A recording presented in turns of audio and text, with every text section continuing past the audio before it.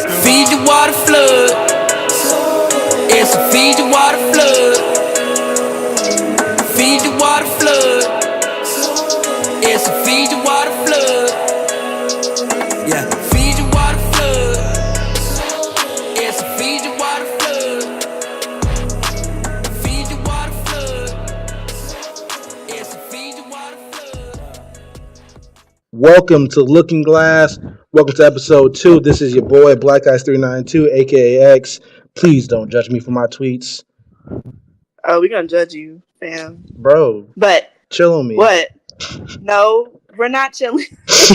We're not, because we definitely gonna judge you. But I'm Ash the Stampede, aka the Fro Demon.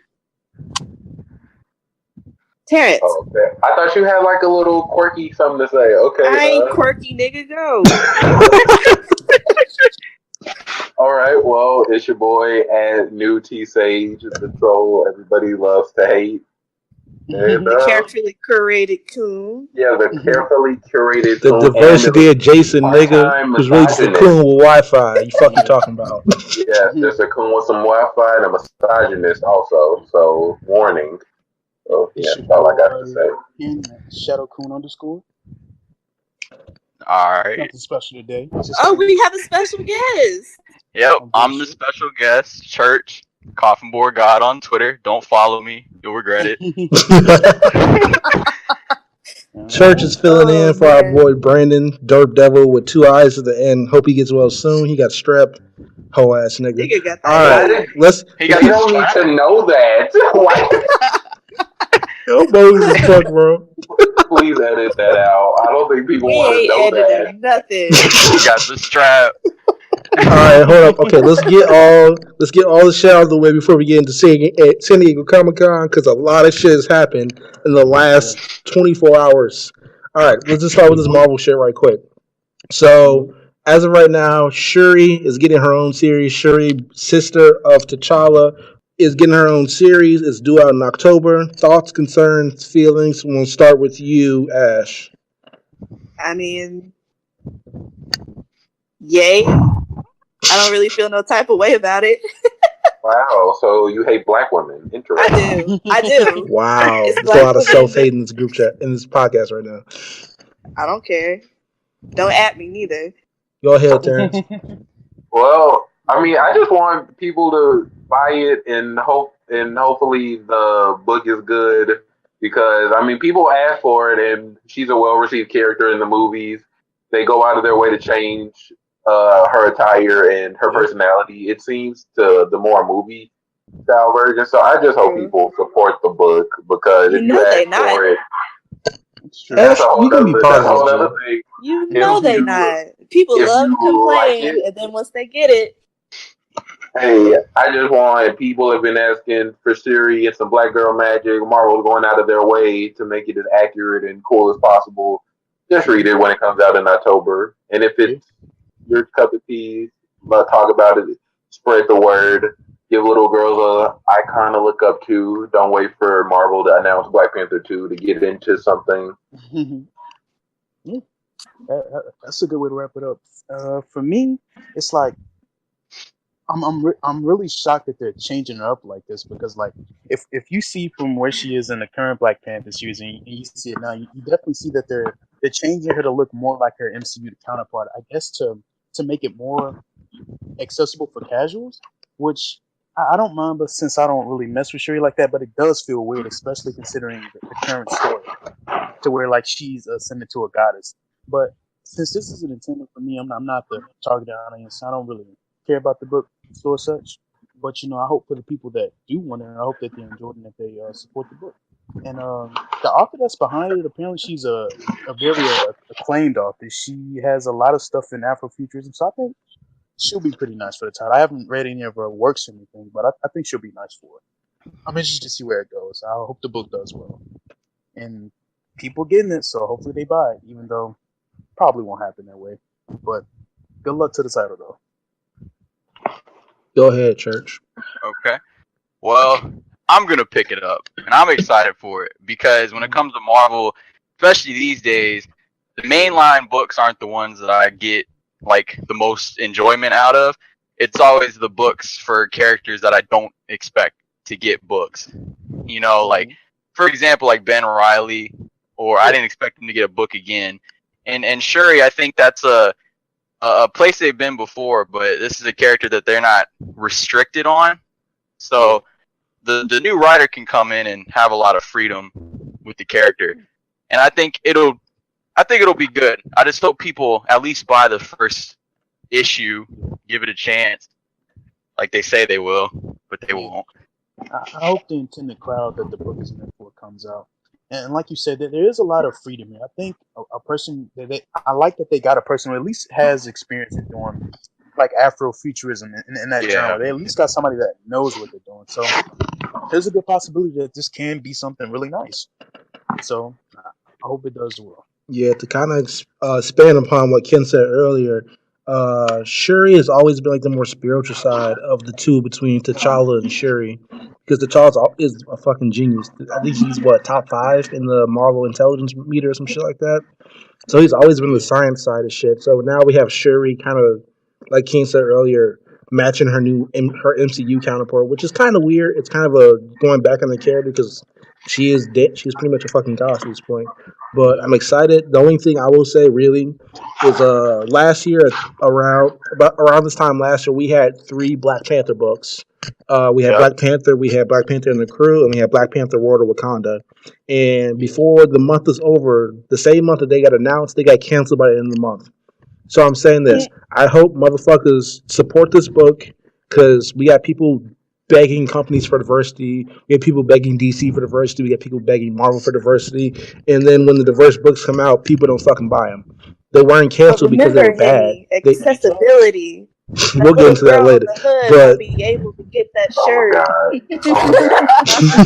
You know, I got to kind of talk about what Henny's just said about, and Ken about the making it like the MCU.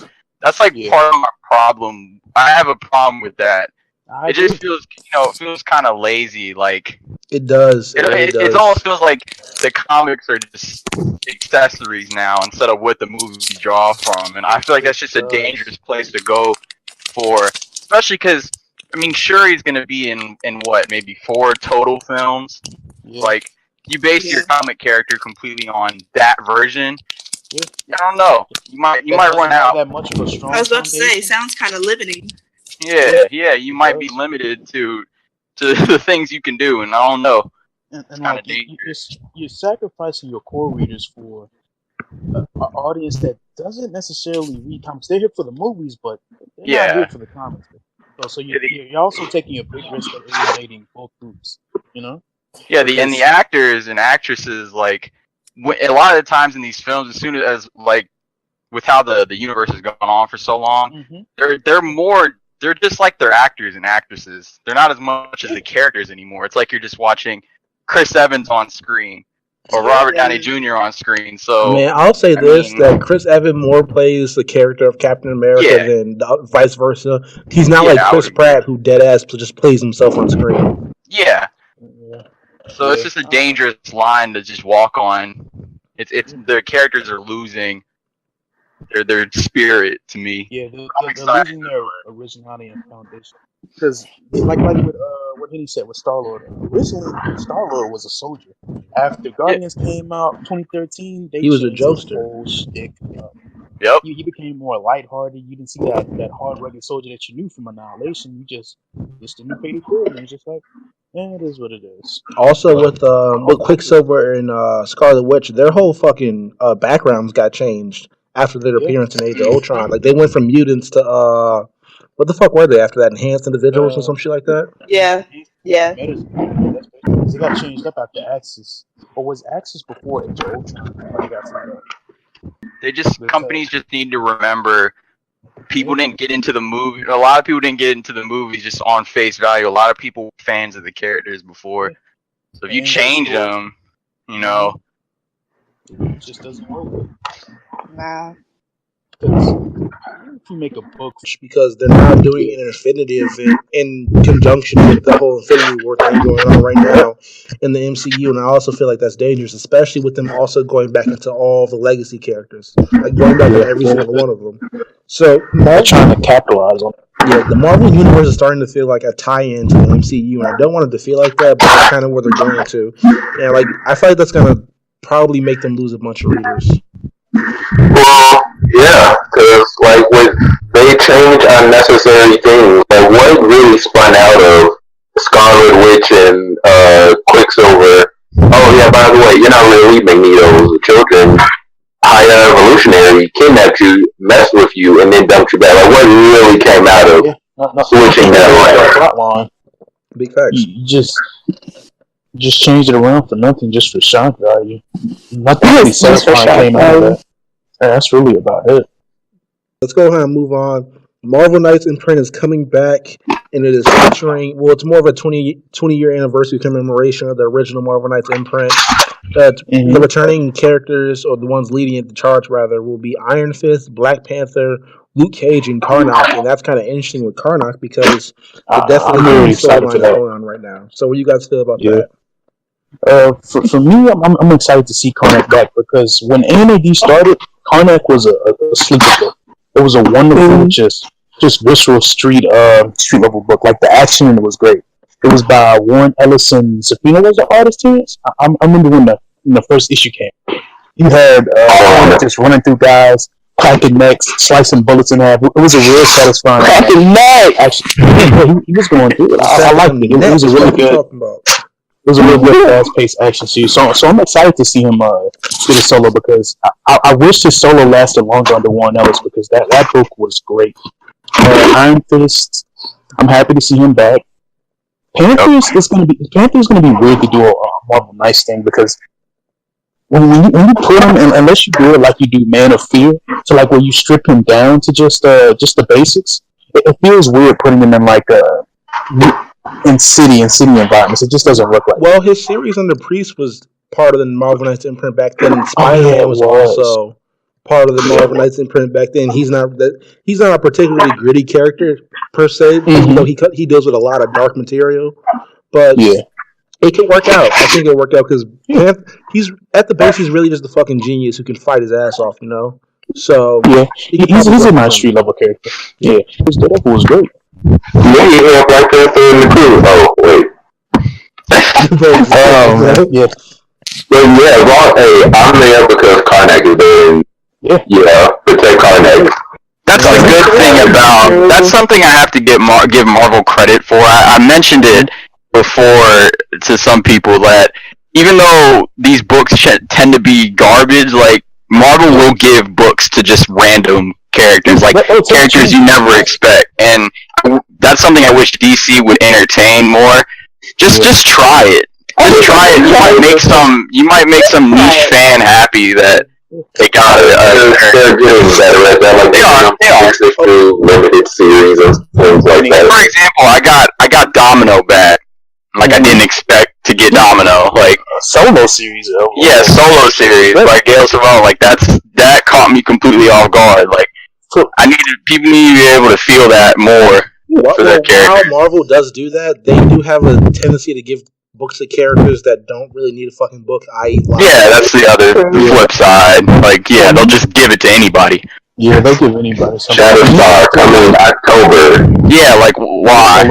Like I don't know why Shatterstar is going. But for me, I feel like since Marvel doesn't have that just big like that good cast that DC does, they have to kind of give it to anybody because they don't have those iconic B and C listers like DC does. With DC, there's tons of characters I want to see get stuff. But Marvel's just like, I guess I'll peep this. I don't really know this guy. I'm not connected, to the. Yeah, I feel that. So it's just like if there's a new guy, I guess I'll peep this. Is interesting because they don't have that big vibrant cast that DC has for me. So I'm not as excited for them to pick up new characters unless it's just characters I like from certain spheres of the universe, like Scar with Hulk or whatever. Just certain stuff like that. But I definitely hope DC does that more. Alright, let's go ahead and move on because we can also talk about this all day.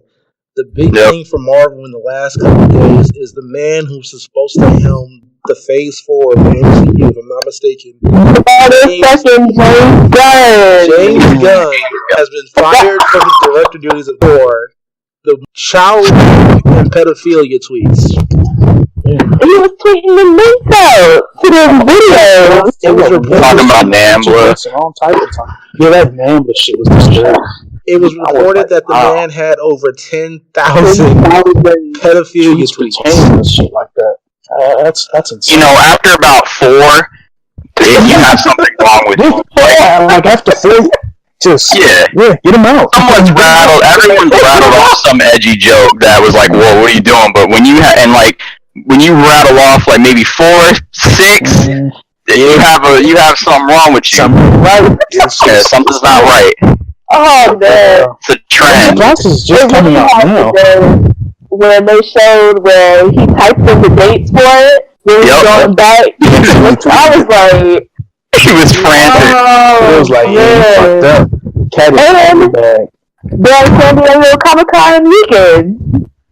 This really came out on the worst weekend it possibly could. Like this is the This is the best con ever. Like you can't tell me we had drama and fun inside and outside the convention. You can't tell me this wasn't possessed. It was a wild one. Cause and the funny thing was, it was the day before his panel at Sony. Yeah, he was going to announce the series, wasn't he? I think so. Adaptation that Grant Morrison Yeah. did. And like that's will that get capped too? Like Sony might back some up. I doubt it. I think Sony, because he wasn't on the panel. Like they shut down the panel. Like Panel. Yeah, they said no. We They can said be the Guardians of the 100% Galaxy one wasn't even his. Bro, it's 100 about it. If we can be 100 about it, Guardians 1 was mid and the second one was trash. None of them shits is good enough to even justify this shit remotely. it's just the ending that bothers me about Guardians of the Galaxy 1 when he starts doing Cupid Shuffle to distract The Ron. final was not Since it. we talking about motherfuckers caping, you goofy motherfuckers caping for James Gunn are stupid. Stupid. Drax, you're stupid, Drax. What about Guardians of the Galaxy 3? Fuck that shit. Care more about the It's easy to defend them when they're your friends. That's what I notice about a lot of celebrities. They keep talking. I Yeah, but I'm just like, how do you defend? I don't know. Wow. Dave Batista, aka Batista from WWE, tweeted out that while he was not okay with the tweets, he wants James Gunn back and he should still be able to keep his job. Which I say, fuck out of here to that. Yeah, nah. Didn't he? He wants to be stuck as Ash for next year. Didn't he share a link from like a convicted child rapist or something? Like he gotta go. He was friends with one. Yeah, He's in what they call it? The Nambla thing? That's like a group or something like that for pedophiles and stuff. Yeah. It was just, when I googled what Nambla was, I was like, yeah. The shitty part of this is that the fact of fucking MAGA got him out of here. Yeah. that just makes it funnier in my opinion. Like, you know how much of a piece of shit you got to for MAGA to look good in this situation? And it's also wonderfully ironic that they got him out of here, but Trump is still in office for, and he's out here grabbing people by the pussy. But I have a thought. Like, for me, it's just these people, these celebrities, these people that make films and act and all that. Like, they get put as the figurehead of the left, and then they're the worst people. Period. So it's like we have to suffer with them speaking for us because they're the people who people listen to, and then they get busted, and then we look like idiots. I mean, at the same time, I think the conversation needs to be had because people making these celebrities figureheads. Yeah, exactly. They don't really want to. The conversation that needs to be back. We have bigger conversations about celebrity worship that needs to be had. But we'll get to that another day. I want to welcome my God, the light skinned alchemist, Ed Cal Jason. Jason, how are you doing? Feeling great, bro. I'm feeling great. Hi, Jason. Brother. How you doing? What's up? We're talking about. Hold on, Jason. Alright, since we got all the other shit out of the way, let's get into the nitty gritty. Let's get you're just in time. This is the big, insane San Diego episode. A lot has dropped and been announced, and we're going to capture it all. I just want to say, while we usually record on Saturdays, it kind of feels like an emergency pod because so much has happened in the last 2 hours. The whole weekend, got some one-tone. even. Yeah, the weekend has just been. It's been a packed weekend. Let's start with comic shit because that's probably the biggest one, not the biggest one, but that's more the more tame shit. So, originally in Forever Evil, when Batman got the Mobius chair, it was revealed that there are 3 Jokers currently in the DC main continuity. So, finally, 3 Jokers is being written by Jeff Johns and Jason Fabok under, I believe, his Black Label imprint is what it's called, along with the Black Label imprint. Yeah, along with Shazam is in the Shazam main being written also by Johns and then being drawn by Dale Eaglesham, which is a hell of a fucking patriotic name. Yeah, Dale Eaglesham, I love that creative team because they were on the JSA creative team back in 2011. Love those two. The 3 Jokers thing I'm kind of excited for. It's different than what I expected it to be because I expected it to be like, your 3 different versions. You got your pre-crisis, your post-crisis, and then your New 52 one.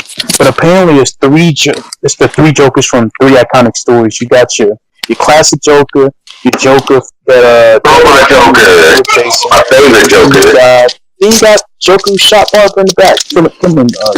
I mean, so he shot him from the front, but like it went through his spine. So. Oh yeah, he shot it. So we got those 3.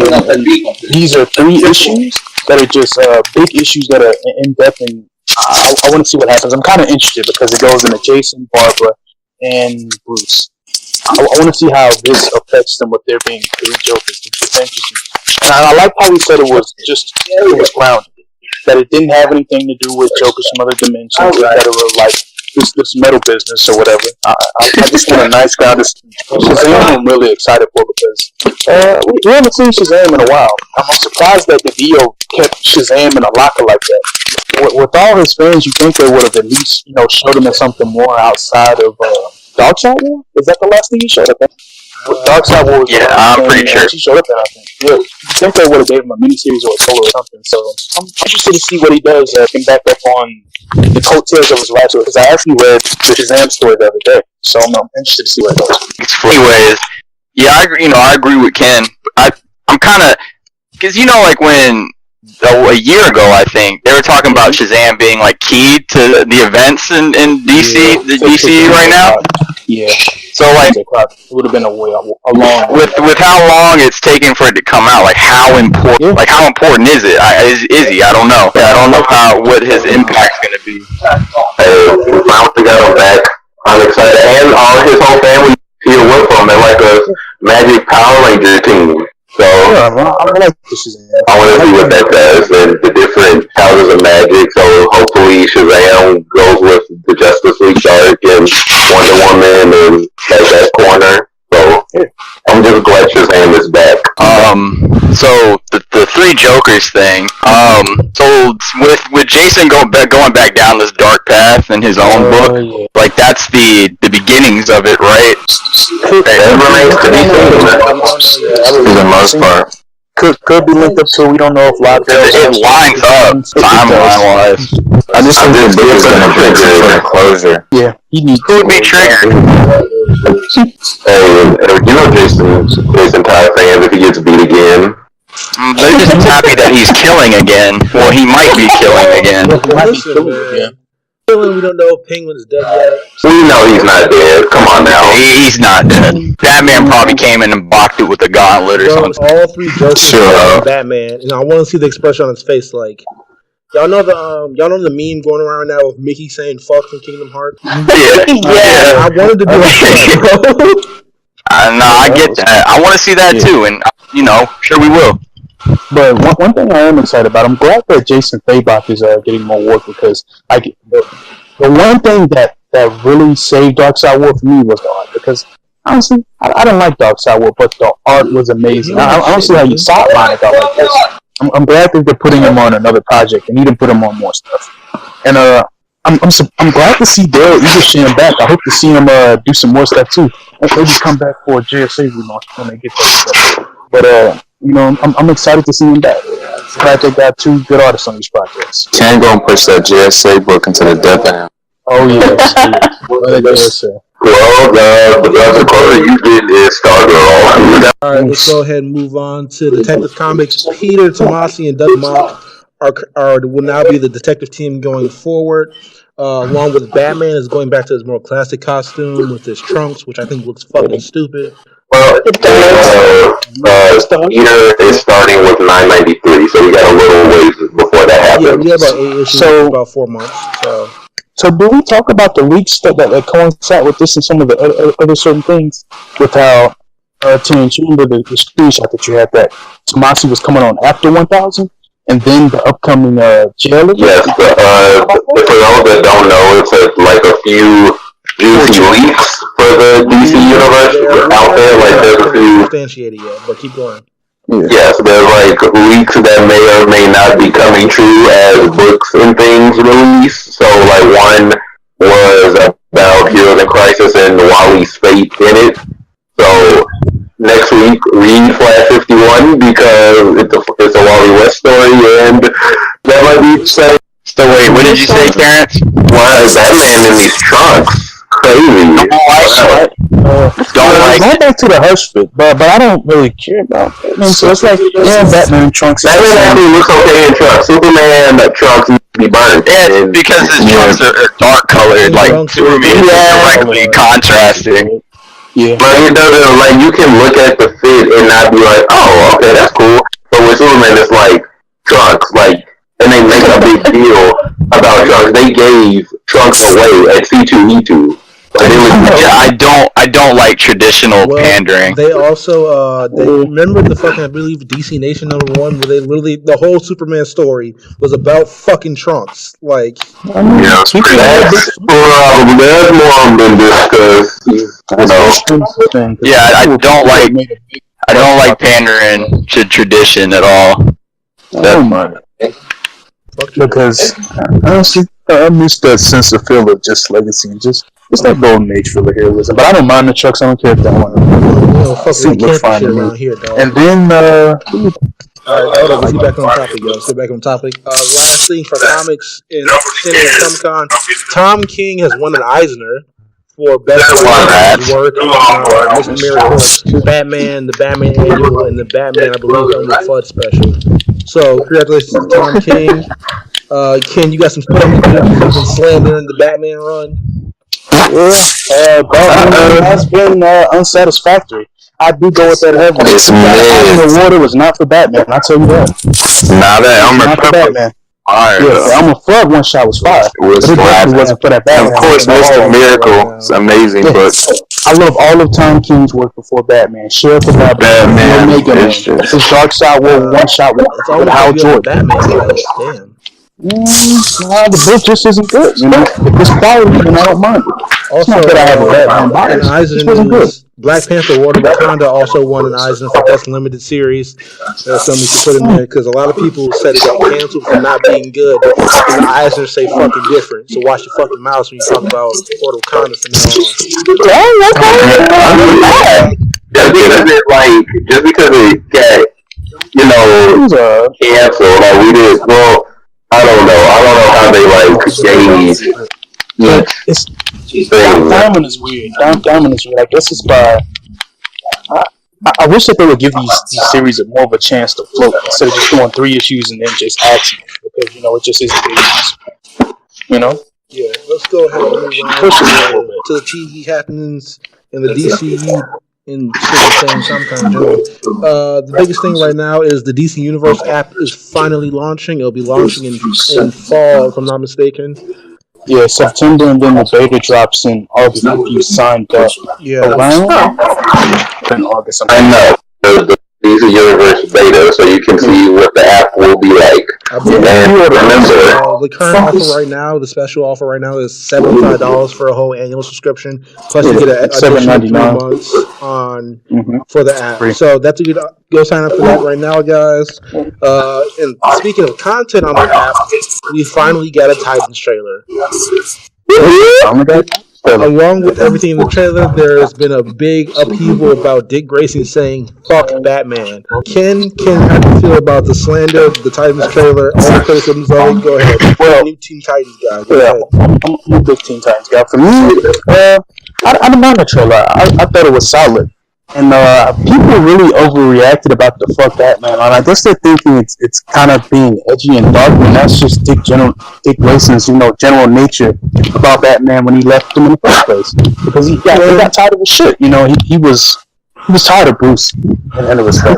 So it makes sense for him to say "fuck that, man." They already set out the gate that this is going to be a mature show. If there was anything to be mad about in the trailer, it was Girl slashing kneecaps. You got the Avatar piece, like she's the general. Got her slicing kneecaps. Like what Hawk gonna do? Is Hawk the piece guy? Yeah, you have to see what Hawk gonna do. Non-violent. Yeah, bro. She slicing kneecaps. Boy, Hawk eating people. He is eating people. Yeah, Blogger Rage. He's gonna see Starfire. He might snap. Yeah, But, snap. People really showed their asses out when Starfire showed. I like the actress. My only complaint would be about maybe wig, and that's about it. And they said that's going to get changed later on in the show. So I just wish people relax. They said it was for the episode that she was coming out at the disco show. So it's only for that. We only saw 2 minutes of the show, and people are already down on it. People are already hating on it because it's not the cartoon, and they're talking about they're not following the source material. Man, Like, if we want to talk about people not following the source material, even the cartoon wasn't Happy and Go Lucky. This shit's not Teen Titans Go. The original Teen Titans cartoon was dealt with a lot of dark shit. And speaking of Starfire's appearance, Ash, I know you had something to say on this.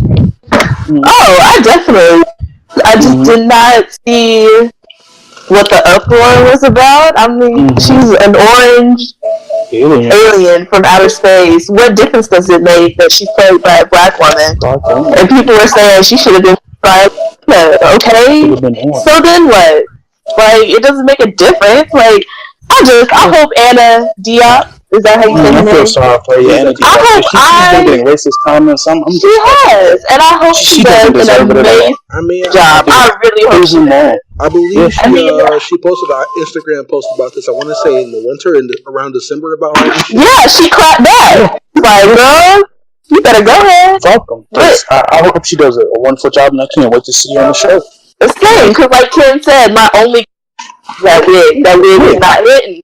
But other than that, I mean, shoot, nobody's talking about how Beast Boy looked enough for me, because Beast Boy was looking kind of iffy to me. Like, he was looking kind of iffy. He looked like the Jolly Green.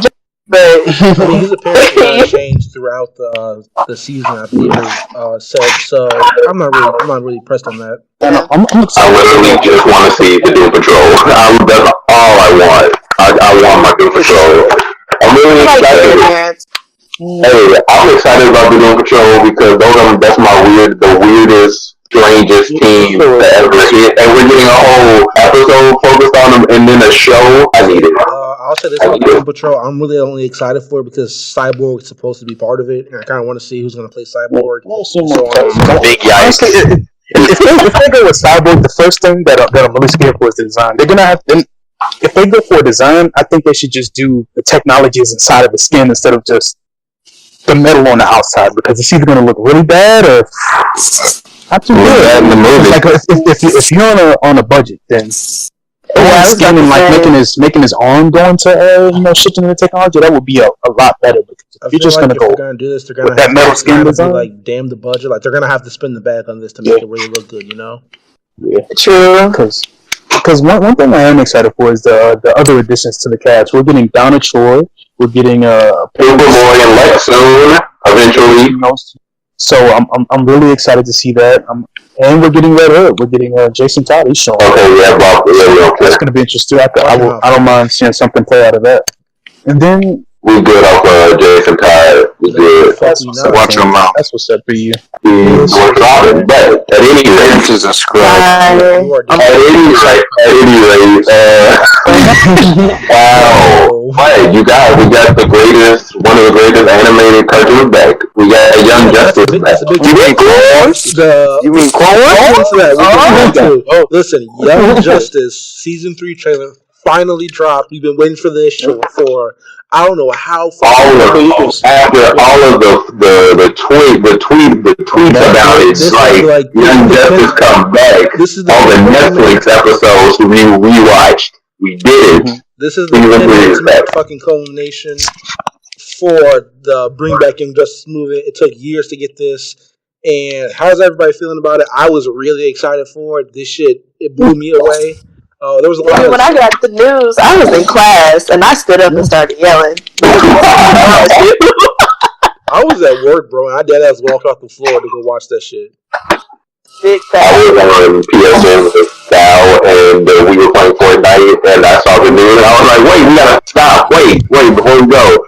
And I watched the trailer, we watched it at the exact same time, and I screamed when I saw Ryan, because we're going to do Genesis, and I didn't think we were gonna go that far, and that was just beautiful to see, like, Orion is in Young Justice, so as me, if I get a Mr. Miracle, Big Barda, Light Ray, High Father, Young Justice design, I'm gonna be okay. And we got some Outsiders action that's also playing in the books right now in Detective Comics, but Brian Hill on the outside. So if you want to get some like Markovian Outsider things, you should read that. It's a really good run right now. And one thing I'm excited for, like you said about the new guys, I'm normally not into the new guys like that. To me, they're just cosmic space hippies for the most part, except Big Bad and Mr. Miracle.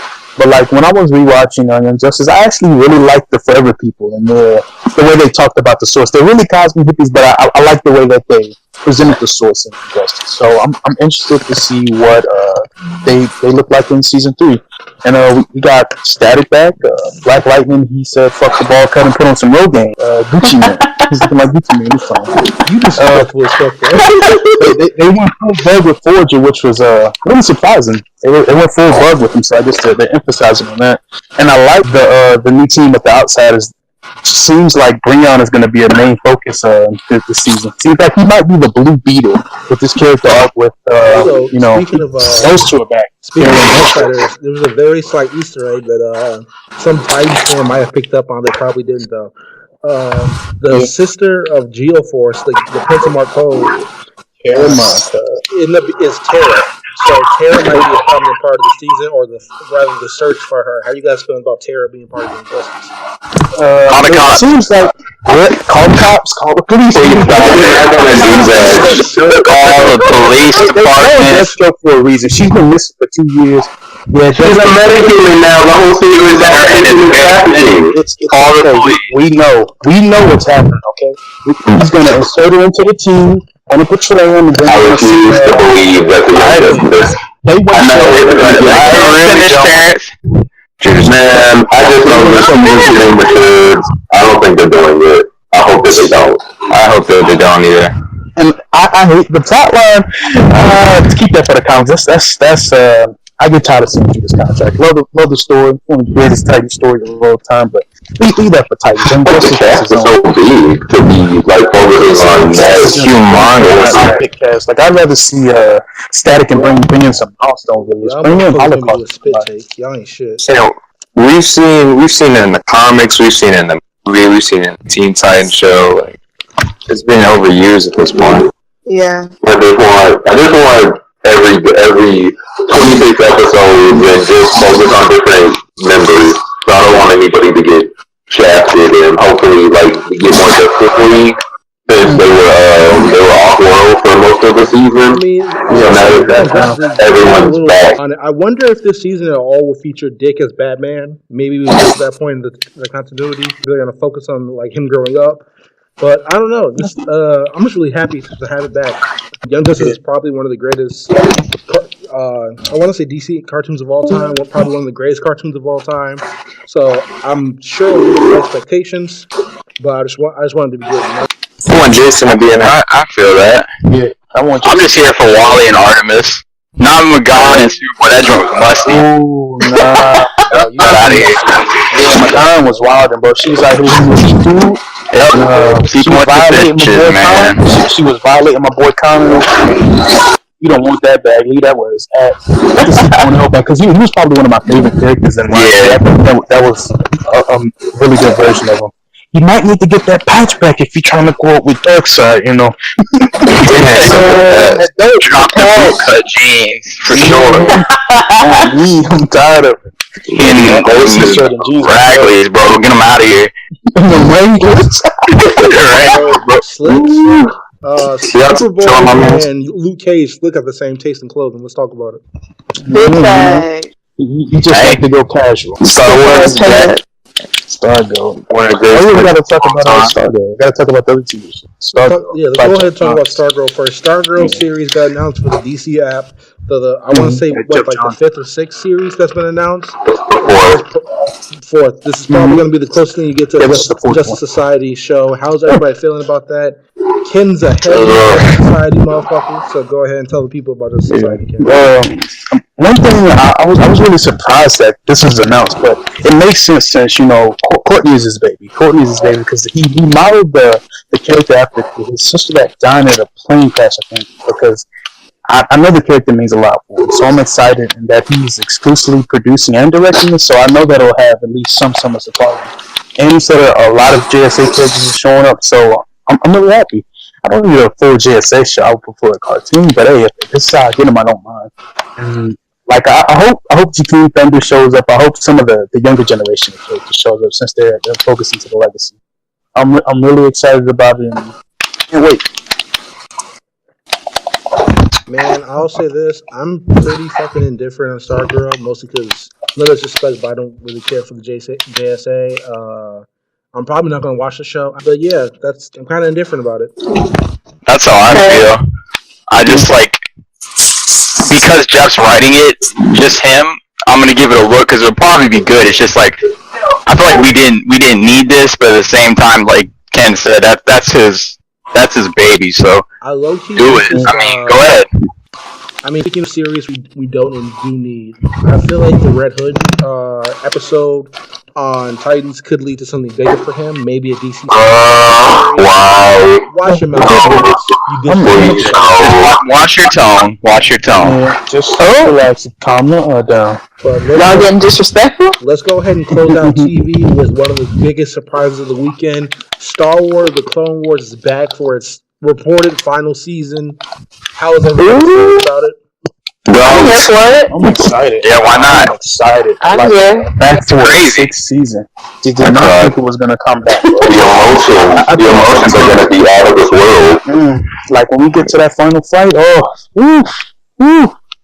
The siege and crying. Getting so much stuff. She did so much with Rebels, Clone Wars. Man, when Ahsoka turned around and said, "Hi, Master, bro." I'm just like, little do you know, you're gonna see him in a temple, and you're gonna see him, and he's not gonna be anymore. Now we do not know if the Ahsoka we saw in Rebels is going to be the same Ahsoka we see in Clone Wars again, especially because she went back in time. Well, there was a little bit of time travel, not a lot, but we don't know what's going on. But hey, I'm here for it. I've been waiting for this shit to get a proper ending, you know. Yeah, I didn't think they were going to bring it back. We're getting 12. Yeah, that was a very big bombshell. Yeah. Only never mind, I'm not going to get into Lucasfilms and how they give us content on. Say that for another podcast. Yeah. But then other animation stuff. Star Wars right now. Yeah. And then some other animation stuff. DC announced 4 animated movies for next year. Well, finally, they're back on diversity. We have some diversity in the lineup. Exactly. Finally, it's just like Batman and Justice League. Hey, Batman to go. Watch your mouth. So, fuck Batman. Let's get into the 4 animated movies announced. DC usually does 3 a year, but they're adding a 4th one, a little bonus one, as they want to say. We've got Reign of Superman, the next phase of Superman. Watch your mouth. Wonder Woman Bloodlines, Justice League, the Fatal 5, which is something I actually thought we would never see, and Bat God Hush, you know what I'm saying? That's not the name of it. And Hush, Bat God, you know what I'm saying? Same thing. This Batman is scrub. Watch your mouth. Whoa. So yeah, Reign of Superman is part 2 to the Devil Superman that will release next month. It leaked months beforehand, so if you're just now seeing it, then this is for you. But I already saw it. Well, most everybody, if you're cool, you saw it. Yeah, so if you're cool, you saw it already. So Reign of Superman is actually being a faithful adaptation to the storyline where after Superman died, a lot of people were fighting for his legacy and what he stands for. You got Cyborg Superman, you got Steel, you got Superboy, Eradicator, and the Eradicator. Early next year, we're gonna see it probably all duke it out. and we gotta wait for Superman himself to come back. Next movie. We got another one. December? We got Wonder Woman Bloodlines next. That was something kind of expected out of left field, along with Justice League versus Fatal 5. I'm not privy in a lot of Wonder Woman history, so can someone tell me what this is going to be about?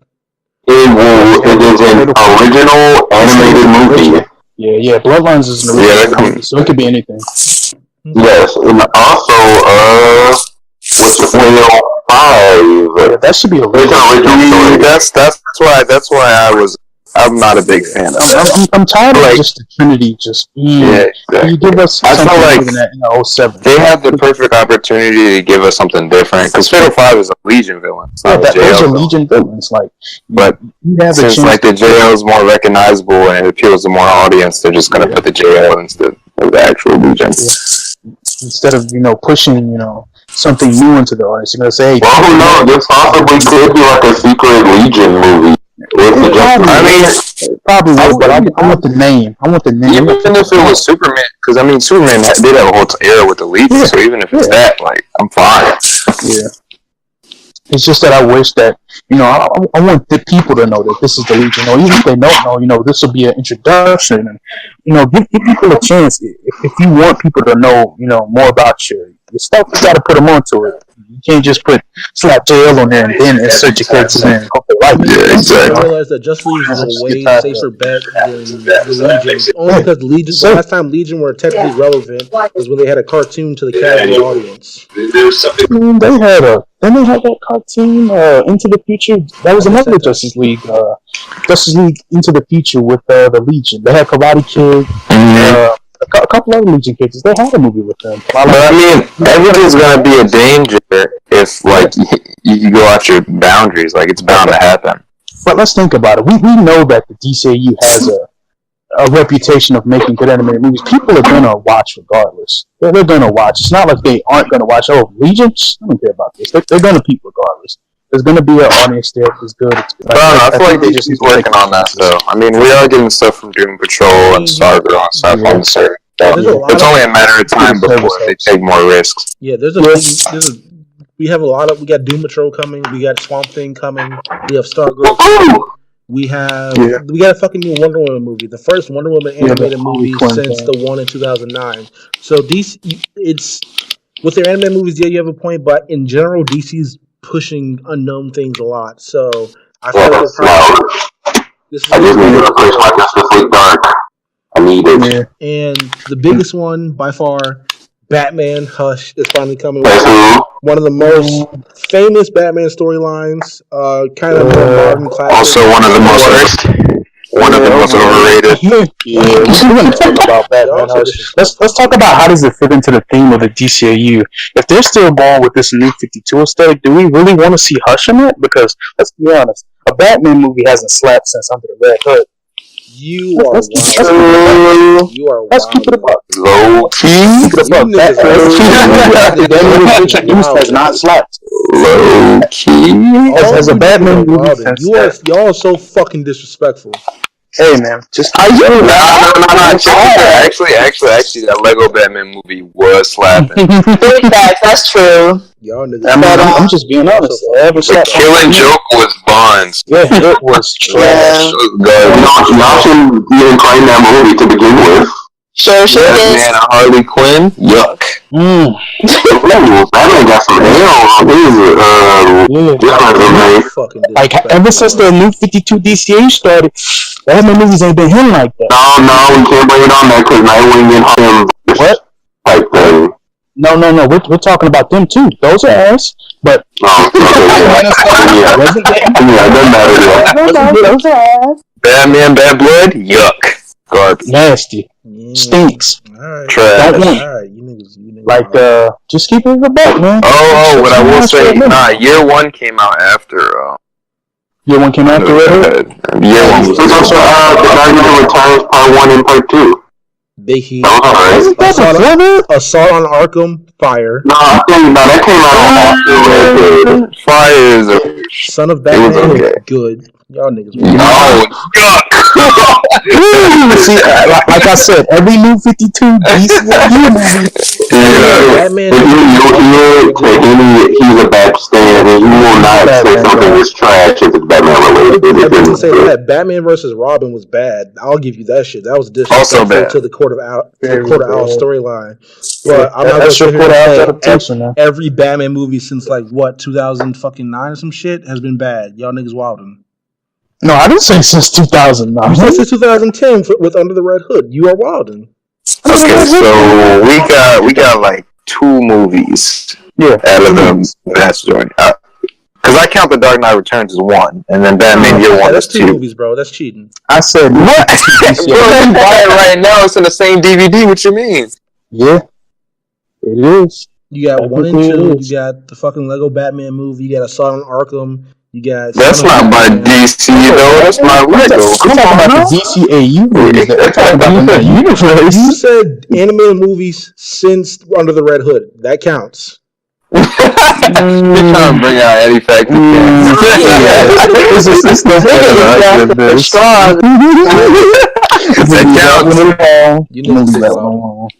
I love that, man. He's my favorite. That's all I got. Bro. All right, let's fucking move on. The biggest things to happen in the weekend so far, we've had a lot of DC movie news. Let's talk about the Let's Tame one. Birds of Prey roster got announced for the movie. It's gonna be Harley. So excited for that. It's gonna be Renee Montoya, Cassandra Cain, Black Canary, and I believe Huntress, if I'm not mistaken. Yes. I said Renee Montoya, aka the question. The second question. Don't know if they're going for that persona though, which I hope they will. Maybe they'll progress into that. I think that's. And then Lady Shiva is in the league, or she could be the central villain. Man, I feel like the biggest surprise of this roster right now is definitely Cassandra Cain. That was something. That was something I completely the fuck out. Cassandra, it's a perfect character. I know there were reports that Margot Robbie wanted more diversity in this movie for this to be more representative. Shout out to her. But let's not go. We don't need your opinions on Terrence. Sure do. Out of here, bro. I hope Katana somewhere in the movie. I love Katana. I need her to be in it. No, I love her too. Which is all they gotta do is just make her one of the mains, and I'll be pleased. I'm really surprised they didn't say Barb was in the movie. I feel like Barb is going to be the Oracle persona, and then it's revealed to you later that she was. She's getting her own movie. She has to be in it. So she doesn't technically have to be in it. She's not even the best bad girl. I don't care what they do her. She's not the best. And then they got the same person who's helming the Bears of Prey movie. She's doing Batgirl. So for all we know, this could lead into that. It certainly will. I think I'm excited for that. The cast has me very excited. I didn't think Cassandra was going to get put in anything. This is the first time we've seen her out of the comic book medium, or at least no, she's never outside of it. This will be I definitely expect her to be on the TV side before anything else. I'm glad she's not though. Gotham. Yeah, I thought she was hitting Gotham because they keep these characters away from TV. That woman about to have everybody. Y'all hear something? No, I don't hear nothing. Listen, I don't even fuck with Batwoman, but I'll probably peep the show. Good. Because I don't even fuck with Batwoman like it's good regardless. That's your bad, bro. That's your feel. But I'm excited for that, and then we got some other DC news. Shazam and Aquaman shut down this year. Man, shut it down. This whole week we've been getting exclusive looks at Shazam. We saw the first. I think the little dude's name is Asher, if I'm not mistaken. We saw his first look at that. We saw a couple not posters, but like kind of promotional materials. It's looking good so far. I think a lot, and this is kind of a bigger issue in general. Aquaman poster we saw. And it's just been a lot of slander and criticism for no particular reason. Slander. We got trailers, and they were great. Yeah, Aquaman trailer and Shazam trailer dropped today within about 20 minutes of each other, and them shits were both great. Twitter exploded the DC fandom. We were here. We were screaming and crying, and it was great. Shazam was. I didn't think we were going to get Shazam, so for them to release it. And then we went to Atlantis immediately after. Beautiful. It was really great. It was truly great. Shazam, I think you should go down the list and get everybody's thoughts. Yeah. I mean, for once, I'm going to go first. So Okay. Shazam really captured the essence of the fucking of Billy Batson. The best part of the trailer to me was when the wizard brought Billy to him and was like, "Say my name." What Billy's like, "What's your name?" Shazam. Billy's like, "For real, nigga? Really?" Like, Like, just say it. and Shazam's like, "Say it, nigga." He was like, "All right, cool." And he said it, and then and I really like how self aware the trailer is, and you get him being a real fucking kid. And the best part was I think they were in the 7-Eleven, and Buddy Ass was like, "You're dead now." That was funny. That was really funny. I'm really looking forward to Shazam. Aquaman though, fucking Aquaman though. That shit was wild. Ooh, That man. shit was Lord of the wild. Rings with fish. Bro. It was so much. It's like it's hard to digest everything. I would say Black Manta looks fire, straight fire. Ocean Master's looking good. The way they're building the Aquaman, the whole Atlantis, the scenery, the cinematography of it is looking really nice. It's reminding me of what Ryan Coogler did with Black Panther, because fucking Black Panther was like El Dorado, like the shit you think El Dorado was like. So I can see that. they're doing the same shit with Atlantis. James Wan, so far from what we've seen, is doing a really good job. I'm really excited to see how this is going. I believe Aquaman's coming out in December, and I'm fucking excited. Shout out to my nigga Ugly California. She's been pushing this shit for a long time.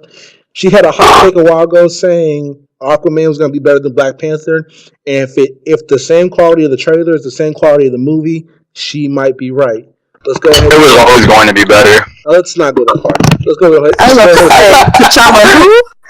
Let's go ahead and go to Terrence. Go ahead. Hey, Shazam! I'm excited because it's based on the Jeff Johns New 52 run, and it looks if you've read the book, it's legitimately ripped right from the pages, like everything about it. From train, I can't believe we got the train and the wizard segment, and this really looks so pure and innocent and hilarious as a superhero. Like you just walking down in the mall, charging people's phones with his lightning. Like that's everything about it looks so pure and wholesome, and it's gonna be great for the kids.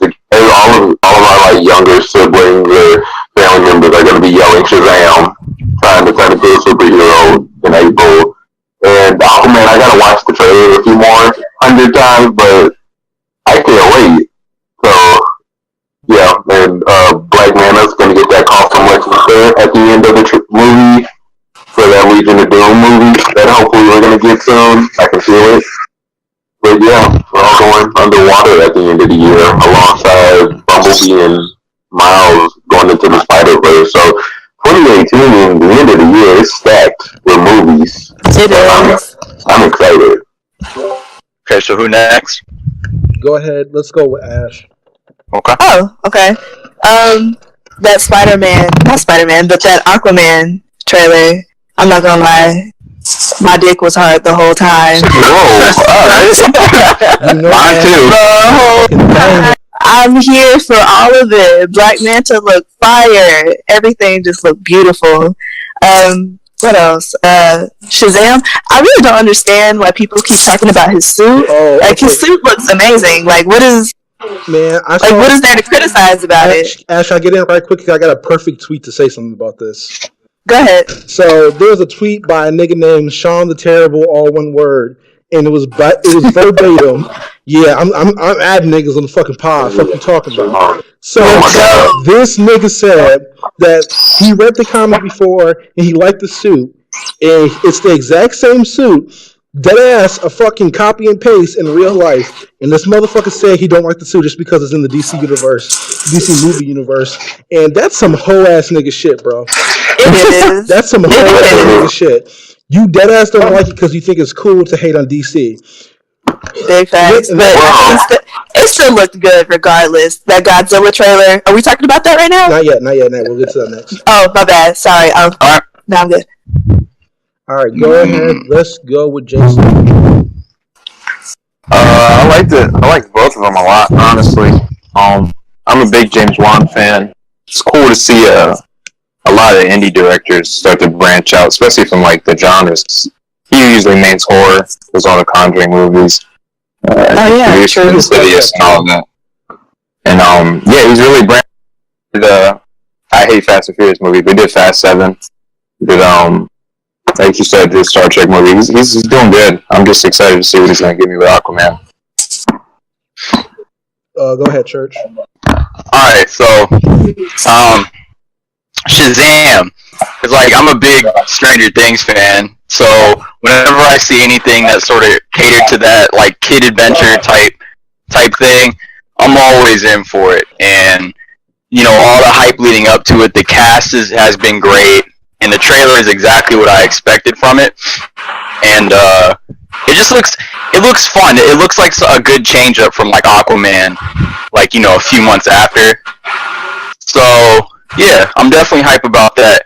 And speaking of Aquaman, man, like visually, you know, like the war scenes and all that, it really did remind me of like the good Justice League bits, like when they showed the ancient war scene with the lantern and all that. Mm-hmm. It reminded me of that, like underwater, and it's just gonna be a crazy film. I don't know what else to say because it was so much in that Terrence said. It was just, I'm gonna be drunk in the theater off of all of it. Amber Heard is fine. Listen, Yeah, Amber Heard is fine. Yo, are we live? I got some shit to get off my chest. I mean, go ahead. You motherfuckers with the DC slander. I'm sick of this shit. And it's a lot of you niggas who don't fucking read. It's a lot of you niggas who don't know shit about comics. The only thing you fucking seen is MCU shit. You think everything's supposed to be fucking lighthearted, joking type shit. Fuck out of here, bro. DC movies have been dark for 30 fucking years from Batman. The only campy shit that was the Superman movies from like the 70s, bro. DC shit has not been campy in a long time. It hasn't been campy since fucking Batman Begins dropped, and it's been 13 years since then. So for y'all to expect it to be all joking and highlight like all these fucking movies supposed to feature discount Tony Stark, miss me with that shit. Ooh. I'm sorry that you keep rant. When the Aquaman poster dropped 3 days ago, niggas was nitpicking over a fucking shark from Getty Images, bro. That was funny. From Getty fucking Images, bro. And then the Shazam shit dropped, motherfuckers criticizing the suit for no reason. You motherfuckers have been complaining about how shit's supposed to be for a long time. When Suicide Squad dropped, motherfuckers were complaining because Amanda Waller seemed worse than the rest of the team. That's how the fuck it's supposed to be. You disrespectful motherfuckers complaining about Shazam acting like a child. He's literally a fucking child in a grown man. What the fuck kind of sense does that make? You niggas do just preaching to the choir, bro. They're not gonna listen. MCU stands, bro. Y'all get on my motherfucking nerves. Now, listen, I enjoy the MCU movies. I enjoy the fuck out of it. I don't think most of them are good, because they're probably not. If you're keeping it in the buck, they feel a little bit. They kind of have a formula they're going with, but hey, you know what I'm saying? They're making money. Let's go with it. But I mean, everything ain't gotta be fucking jokey, funny, all type shit. Shazam is giving you that right now. And none of you motherfuckers better complain about that shit being lighthearted, G. Motherfuckers hate DCEU movies and make DCEU jokes, just like motherfuckers Marx makes fucking John Cena jokes, because it's cool to do. You motherfuckers don't believe the shit you saying. Y'all motherfuckers tweeting that shit for retweets, bro. Y'all motherfuckers hunting for retweets. I'm sick of that shit. You motherfuckers think you see 2 movies and that's all the fucking common knowledge y'all get. Fuck out of here. I'm not shaming y'all for being casual fans, but y'all gotta stop talking about shit you don't know about. That's my rant. Pussy nigga. I agree with all of it, really. Yeah. I mean, well, that little segment was brought to you by, I don't know. And he's angry. It was literally he ran, bro. I mean, he's not wrong, though. He's not DC wrong. This, DC ain't that. Shut the fuck. Alright, let's go ahead and do something next, since we actually have the time, which I didn't think we were going to have. Let's get him back. It's been 10 years since the greatest comic book movie of all time dropped, The Dark Knight. It's one of the most famous and more critically acclaimed comic book movies. So, everyone's opinion on how the impact it's had since. You think it's been negative, you think it's been positive, and what your overall thoughts on it, and how you think kind of the state of the DCU is, along with all the movies that come out today. Go ahead, Church. Alright. No jokes. Like, TDK is a great movie. It's one of the best CBMs of all time. The only thing I have to negative to say about it is it effectively ruined Batman and Joker portrayals for the rest of time, for better or for worse, and people are really unfair to people who play those roles now. True. That's all I really got to say on it. Shout out Heath Ledger though. R.I.P. Heath Ledger. Yep. All I gotta say, Batman ain't got no hands. No hands. No hands. How you know hands? Well, But I mean, I pretty much agree with what Church says. Like, it's great and everything, but like, now people don't want to give other actors the chance to play Batman or Joker. Mostly Joker, from what I've seen. People are real nitpicky about who plays Joker. I'm just like, give him a chance to do it. Exactly. It's I think it's part of the reason because the performance itself is fucking astounding. I think we can all agree with that. The performance Heath Ledger did as Joker itself is great. God body, like this. That's probably the greatest portrayal of any character we've seen in any comic book movie in history. So, and the fact that he died for the role, or died right after, whoa. I died for this. I mean, he died right before the movie's supposed to come out. That probably has a big part because they feel it's damn near sacred at this point, you know? Yeah. Yeah. All right, go ahead, Terrence. Since you have some shit to say. The Dark Knight. It's a movie.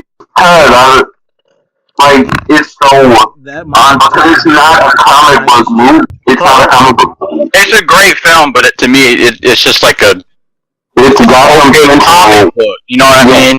It's Gotham Central with Batman, with a proto Batman in it. To me, like you can have the same exact movie without Batman in there. Like you can take him out, and it would still be the same movie. That is not true. No, that's not true. That is not true at all. No, because Batman. That's some bullshit goalpost movie shit to me. No disrespect. Like this is a movie about a fictional comic book city, like led by comic book characters, and somehow it's not a comic book movie because they don't have powers. It's kind of what you're saying. No, it's not even. He doesn't have to have powers. It's just a law and order in Gotham City. That's how Batman started out. That's not. I just think you guys think because the movie's really grounded. All three of the movies are extremely grounded. There's nothing too extra. There's not a lot of CG, mostly practical effects. Like it's straight up a contained story, and that's why I think most people are like it's not really a comic book movie. But I mean, it's Batman. You know, it's not why he's a detective more than anything. So that detective, that crime, that law is gonna come first over everything. That's what Batman is. That's what he is at the center. I don't think that's what made it not a comic book movie to me. I don't feel the wonder of it like I do with other CBMs. Like it doesn't make it good, specific and technical, and like you can look outside and probably be like, that's the movie out there. Like it's no like. I don't like it's just it doesn't feel like a comic book movie to me. Like it feels like a thriller. It's just like a thriller. Okay. In response to that, Terrence, have you read Dark Victory? And I forgot the name of the story preceding that. I believe it's Long Halloween, Batman Long Halloween, and Dark Victory. Have you read those before? I read Long Halloween. All right, so those are kind of the primary influences for Batman Begins and The Dark Knight. Neither of those stories are particularly, I want to say, big. They're extremely grounded stories. They're both stories about Batman investigating the mafia and investigating murders. Those are essentially what the story is about. It takes elements from them. I'm not going to say it's a direct adaptation of it because it takes Dark Knight takes elements with the murders from Dark Victory and Long Halloween, stuff like that. You know, the Holiday Killer. So Batman's best stories have chronologically been more grounded mafia type stories, and that's what this drew upon. And I think it's bullshit goalpost moving to say because these stories didn't do something that another character's effect is that it's not a comic book movie. For example, Captain America and Iron Man, they're more science fiction adventures. Captain America is literally a super soldier. You know, Iron Man is literally a nigga in a suit that can fly. there's a lot of different things, especially in the state of the comic book movies we live in today, because the MCU has really inspired a lot. It's been good or bad, depending on who you want to talk to about it. But I feel like it's bullshit to say The Dark Knight is a comic book movie, especially when it draws upon two of the greatest comic stories of all time, arguably the two top best Batman stories of all time. And I get you want to feel some sort of like colorful adventure, but Batman has never been that. Batman has always been the dark detective, the Dark Knight. Oh, that's what Taryn was saying at all. I don't think he wants to be a wonder adventure. I don't have to feel like, I don't even man fly now because Batman is just like it's so ground like just because it's so realistic to the point like as realistic as it gets. For some movies, yeah, like it's not. It doesn't feel comic booky to me. It just feels like it feels you could have pitched this as like a regular movie to me. It's still been okay. It's fucking Batman. How much more comic book do you want it to get? Exactly. I just want to know what the feel that you're looking for. Like, what is not in the movie? It's a comic book movie. It's just a different flavor of comic book movie, if that makes sense. It's a movie about a grounded comic book character. It'll take a lot longer to discuss it. Right? True. Yeah. But at any rate, Heath Ledger, he did that in that movie, especially with the boat scene. The boat scene, man. The funniest shit about that whole movie, honestly, is Debo. Debo's ass tell him give me the motherfucking remote. I ain't expect to see that nigga nowhere in that movie, and the whole time I'm just thinking about, damn, Craig really busted bricks upside your head, bro. Bye, Hitty. I'm just saying, G. I'm just saying. Like, that's the only thing I was thinking about. But he really did a really powerful scene, to be honest. All right, so I feel like we're probably never gonna agree on this, Terrence, but I'll give you your deal. You're talking to me, Henny. I could probably explain it better than he could. Go ahead. Not now, though. Later. I thought we could have a whole special episode on this shit. Yeah. All right. I still love it. Don't get me wrong. It's still the greatest comic book movie of all time. I'm not saying that. Yeah, it's the truth, my nigga. Yeah, some other San Diego stuff. Steven Universe got a movie announced. And a sneak peek at White Diamond, which has been the teased in-game boss probably for I was shook. So I can't wait for that. I'm probably the only one that cares. But Walking Dead, if you're the Walking Dead trailer, I'm excited. I hear something. I got a joke about this. Andrew Lincoln is leaving The Walking Dead years after most of the fans have already left the show. So. You got it. But at any rate, Fear the Walking Dead is a great show. It's coming back for the part B of season 4. And The Walking Dead is coming into season 9. And we're now getting the comic book type storyline. So that's good. It's just it's a lot of drama because Maggie and Rick are leaving the show this season. So then what's the point in watching now? Thank you. I mean, I still have some favorite characters on the show, so I'm gonna feel wow. They should have ended this a long time ago. Look. So I love Dead book-wise. I mean, I think same. Writer, it's one of my favorites. But I think the thing is, what happens with books like The Walking Dead and a lot of like other popular books is when it gets a certain point that people start to love it, they're gonna keep pushing it and keep pushing it and keep pushing it because they gotta get as much revenue as they can. So like, I think the same thing would have happened with Invincible. If Invincible would have blew up like that, like, we would have got everything, live action, all that. There just has to be a point where you have to end it. Like, there has to be some conclusion, because otherwise people are gonna drop it off. Animated series? Yeah, it is. Yeah. I wonder if it's it touches on some heavy shit. Yeah. So let's go to the last topic. Something that was spurned out of the Shuri announcement news. I know Terrence, the carefully curated coon, knows about this. But the accessibility of comics, it's been recently said that comics aren't very accessible, despite internet being damn near universal right in 2018.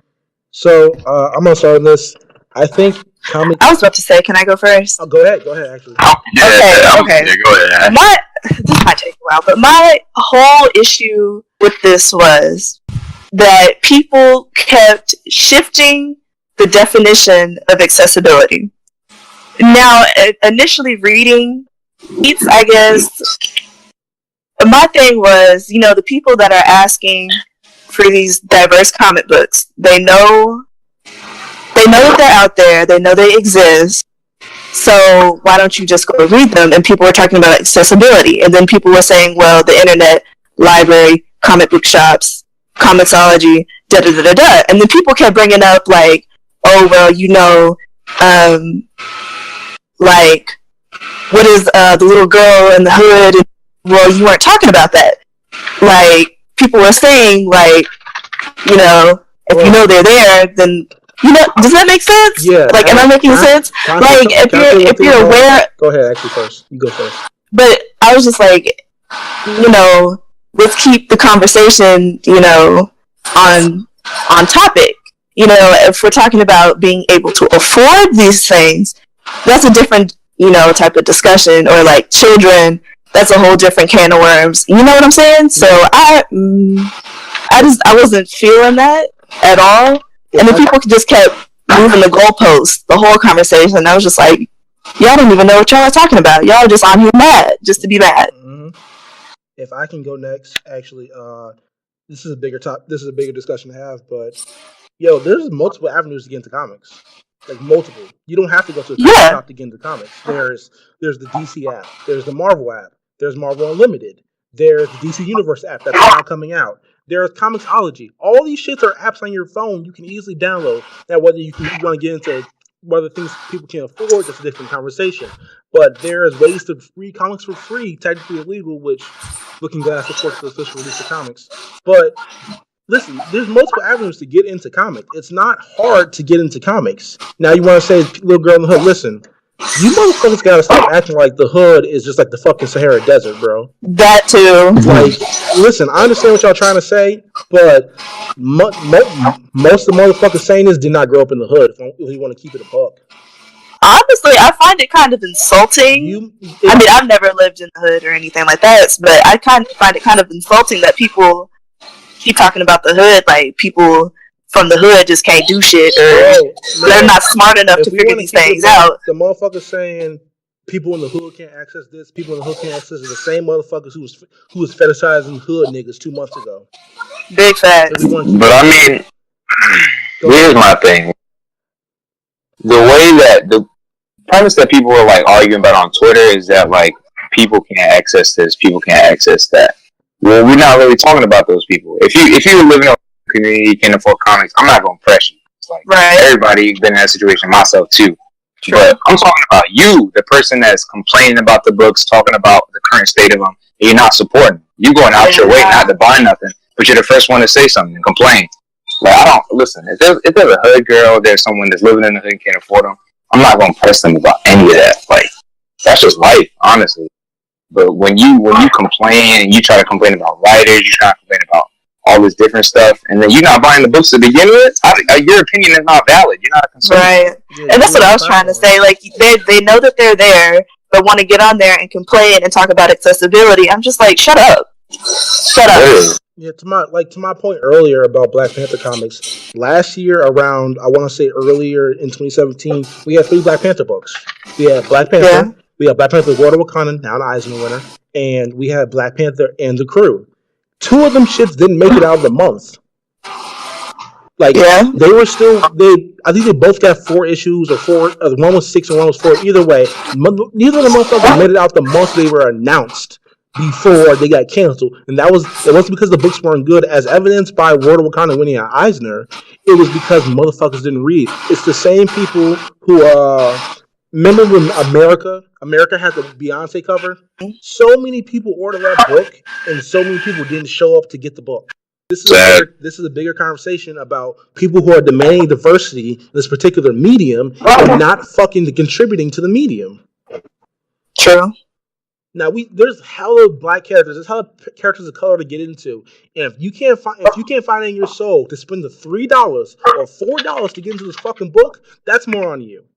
It's always on them. It's But I always mean, they cast the blame on somebody else, like it's somebody else's And fault. even if you don't want to fucking buy the book, if you're iffy on buying comics or you're iffy on getting into it, because I will say, if you're heavy into comics, this shit's not a cheap hobby. I will say that. It's not. If you're heavy into it, if you're iffy on it, bro, there's multiple avenues to read that shit for free. Albeit illegally, but it's multiple avenues to read that shit for free. Motherfucking the DC and Marvel apps have free sections. They have free There's sections. free books all the time. There's literally a free comic book day every day of the year. The first Saturday in May is free comic book day. Like, you gotta understand, like, there's so many paths you could take as to become a comic book reader that you can't just like complain and act like no one's giving you anything. It's just not the case. Comic books are more accessible today than they've ever been. Exactly. And it's a culture, so it's not like a lot of like it's not making a whole bunch of money. Most of the people that do it, most of the writers, they do it because they love it. It's not nothing that's robbing you or anything. Like them niggas don't get benefits. Straight up. Literally, you got people doing GoFundMe's for like medical bills for comic book writers. Well, this is my thing with it because after the initial conversation, I did, hey, how do y'all feel? Are comics accessible? And it was yes, because like on what you guys said, we got the internet and all that type of things. Now there are some variables that will alter your how you get them. Like people in like the country somewhere far away from everything. It might be a little harder for them because they might not be somewhere, but they might have the internet or might not. So that's like something to consider, and how comics themselves are not easy to get into because they're like some people have horror stories about going into a comic book store about how it wasn't very welcoming or how it's confusing. So like, you know how comics are. You gotta read this number one that goes into the annual and down to the new ongoing. About horse stories going into shops, that's a fair criticism. I will say that because there's a lot of do bros and gatekeeping when it comes to comic books. I mean, even still, I just tell people ignore that. If you see something that interests you, read it. And even if that's like the big barrier you feel like that's stopping you from getting into comics, there are apps where you can buy comics. There are ways to get comics mailed to you.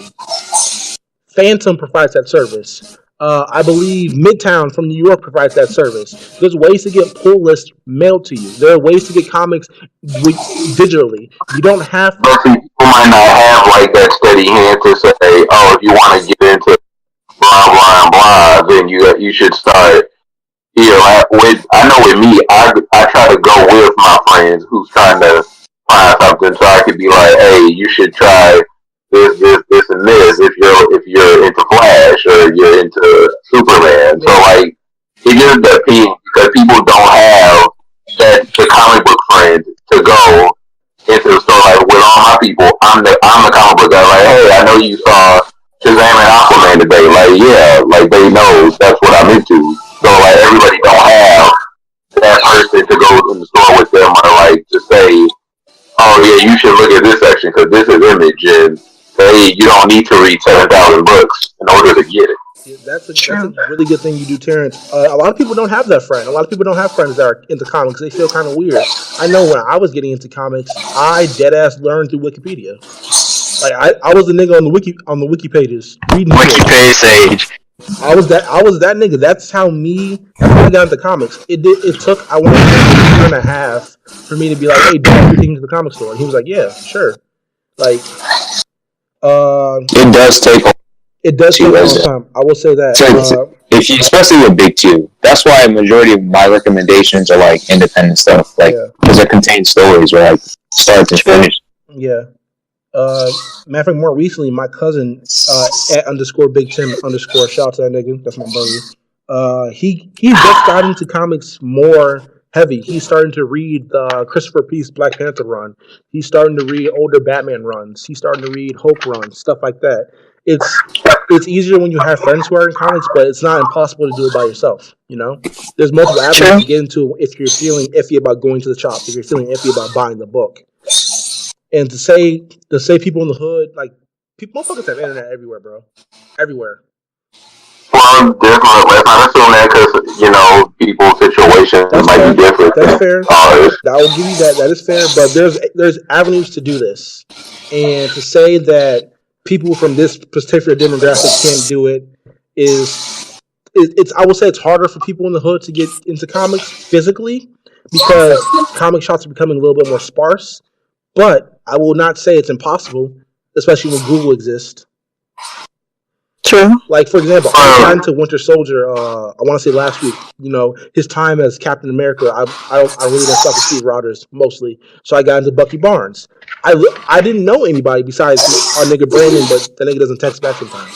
So I Googled, recommendations for Winter Soldier for Bucky in general, and I got some, and that's how I got into Bucky. It's not hard to get into this. It's a combination of willingness and the ability to do so. And the ability to do so is dead-ass self-driven. You can do Google. That's what I think. You can do readcomicsonline.to. We support the official release comics. And you can do the DC app. You can do Comixology. You can do Marvel. If anything, it's like Jason said earlier, or Church said earlier, I forgot which one already. It's easier more than ever to get into comics. Especially with the biggest thing in the world right now being comic movies. So I feel like that's not a good stand to take, and that's not a good hill to die on right now. At the end of the day, if you really want to start reading these books, you're going to do it. I mean, it's not going to be easy on some people's parts. A lot of people have a lot harder backgrounds than others, but you're still going to want to push. And there are plenty of people, myself, everybody in this core, Terrence especially, which is kind of weird, because they were coming at him on they're willing to help you. Like, everybody hey bro, I'm trying to get it.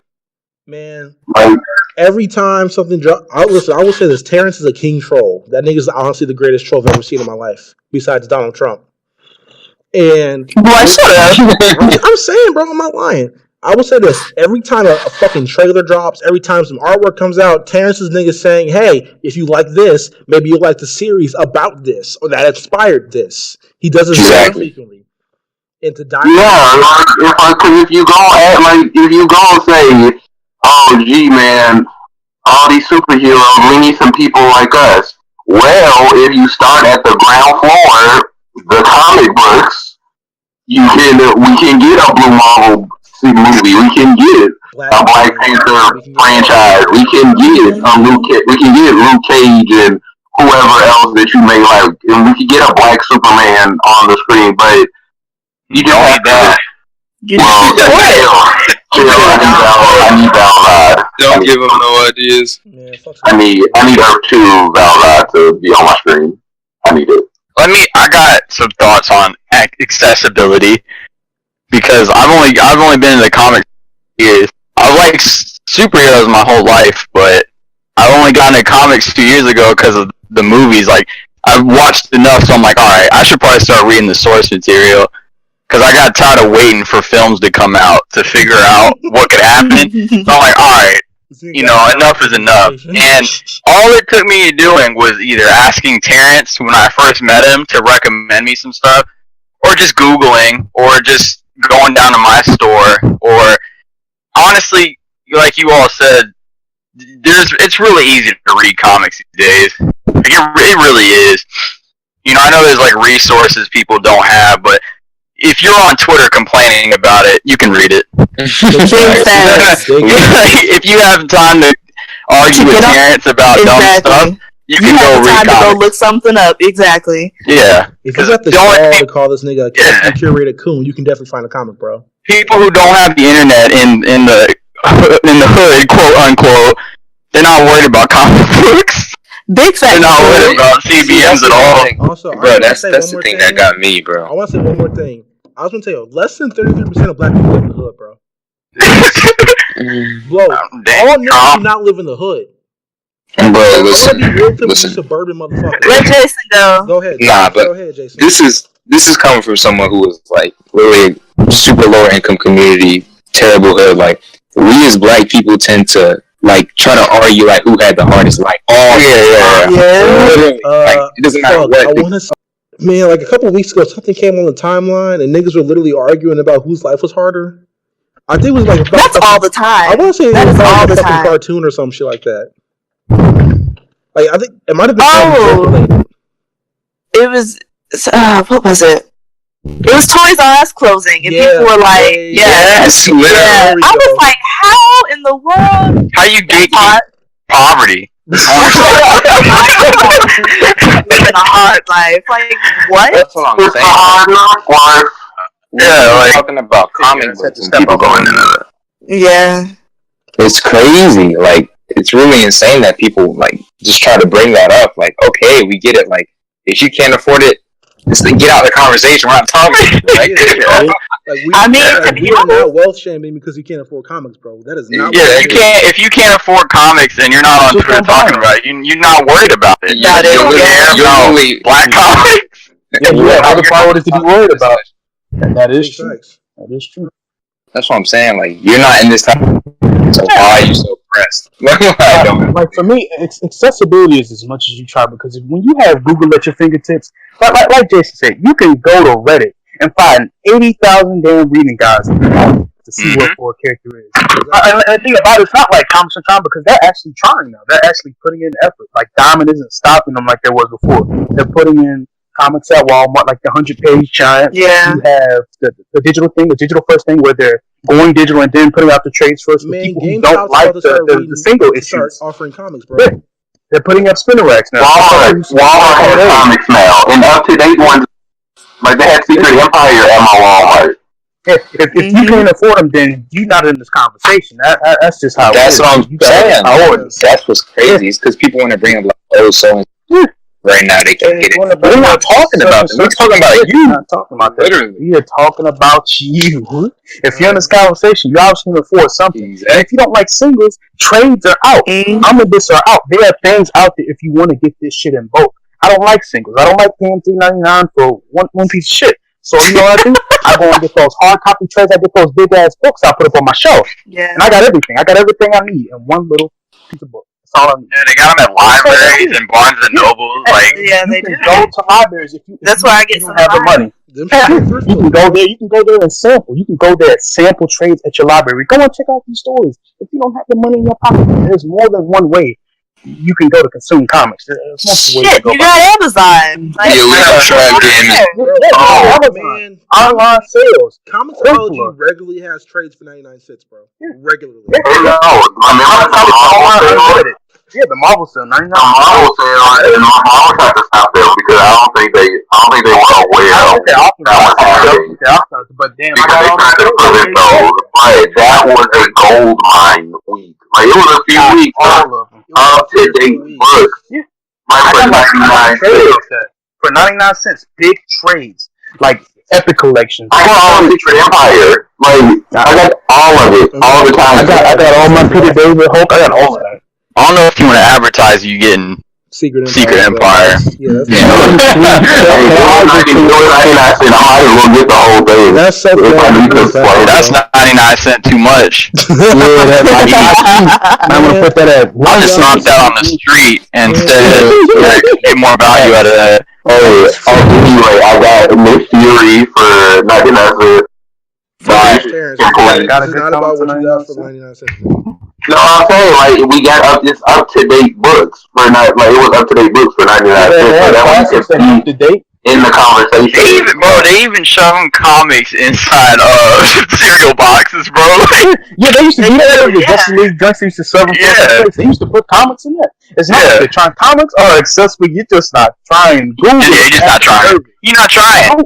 You just not. Like, don't say it's successful. Like, you can't just take one simple ass Google search. You on Twitter complaining about it, you can go find a way to read comics. I mean, like people expect these things to fall out the sky, and when they don't, they want to complain about accessibility. If you got, man, like we said 1,000 times, if you got the resources to tweet, you got the Wi-Fi to download a comic book. 9 times out of 10, you can go to Comixology. They have digital comics. If you don't like print, if you don't have a comic store, they have digital comics online. Look, I don't have a local comic book shop. Like the nearest one I got is like 75 miles. CVS, bro. I don't even got that. So what I do is I order offline. I order offline while I read digital.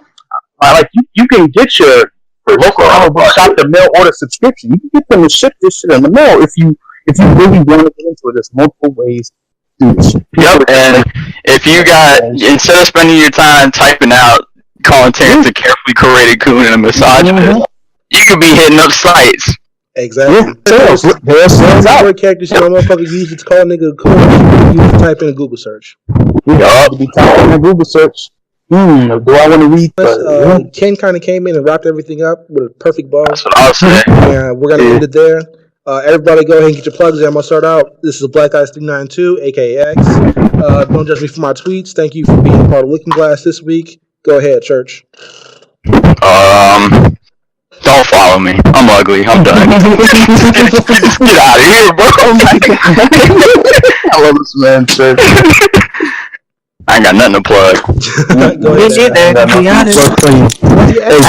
follow me because I don't be too no bullshit. I'm plugging this podcast. I mean, y'all can follow me. Just don't hop in my mentions on no bullshit. Go ahead. Because I will block you. Oh, I'm gonna do it. Yeah, do that. Hop in her mention. Ash is a very big Nicki Minaj fan, so that's a talking point. Boy, I will knock you out, Terrence. Stop it. I don't need any more angry barbs in my mentions. Out of here, beautiful light-skinned women hopping. Get out of here. My dear. Get out of here. They're not listening to this. all white women hit just. If you find love me, leave the nigga you with. I'm here at all times. Go ahead and follow me at 392. Go ahead and follow Church at Coffin Born Guy, born with the E at the end. Follow Ash at _ Ash the Stampede. Follow Jason at Cal Jason, KHL Jason. Go ahead. Lucy said, I'm a lovable person, so hey, if you have a problem with my tweets, I'm a lovable presence on the timeline. But yeah, you have a problem with me or something, and tell me about it. Terrence from Wranglers and Air Monarch. Yeah. Yeah, if you have a problem with me, this is all about comedy. I'm a lovable troll. I'm just here for laugh. Follow me, and I'm a writer at Dead End Hip Hop, Comicosity, and some other places. So catch me. Oh yes, actually, Dead End Hip Hop. We just released our 10 albums for 2018 so far. So go on deadendhiphop.com and check that out. Follow me at UTSage. Clout, big clout. Oh, yeah. Sorry, we ain't got as much to gas up like you. Exactly. Right? Go ahead and follow Looking Glass at soundcloud.com/lookingglass. That's Looking Glass with 1G. So the end of looking, the start of glass shares that G. Go ahead and follow us there. And thank you for being a part of us. And we'll see y'all next week. and this was the San Diego episode. We out. Terrence wears Air Monarchs. It's a Fiji water flood. Fiji water flood. It's a Fiji water flood. Yeah, Fiji water flood. It's a Fiji water flood. Fiji water flood. It's a Fiji water flood. Floating in, caught away. I'm soaking in your ocean wave. When I paddle in, paddle away. I'm soaking in your ocean wave. I rip it down, I hit it down. Now flip it around, let it climb. Don't fuck around, we let it down. Now simmer down, go ahead and climb. Cause I been yacked up all week, gassed up all week. Bad bitch on fleek, don't trip on me. Bad bitch low key, one more po me. Go crazy, show me, go crazy, so me. It's a Fiji water flood. It's a Fiji water flood. Fiji water flood. It's a Fiji water flood. Yeah, Fiji water flood. It's a Fiji water flood. Fiji water flood. It's a Fiji water flood. Yeah, it's a Fiji water flood. She got me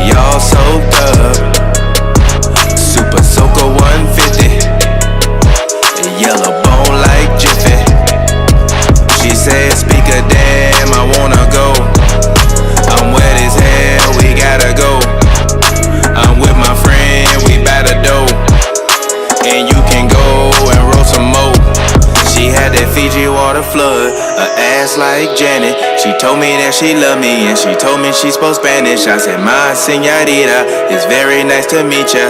I'm glad to be here with you, mamacita." Fiji water flood. It's a Fiji water flood. Fiji water flood. It's a Fiji water flood. Yeah, Fiji water flood. It's a Fiji water flood.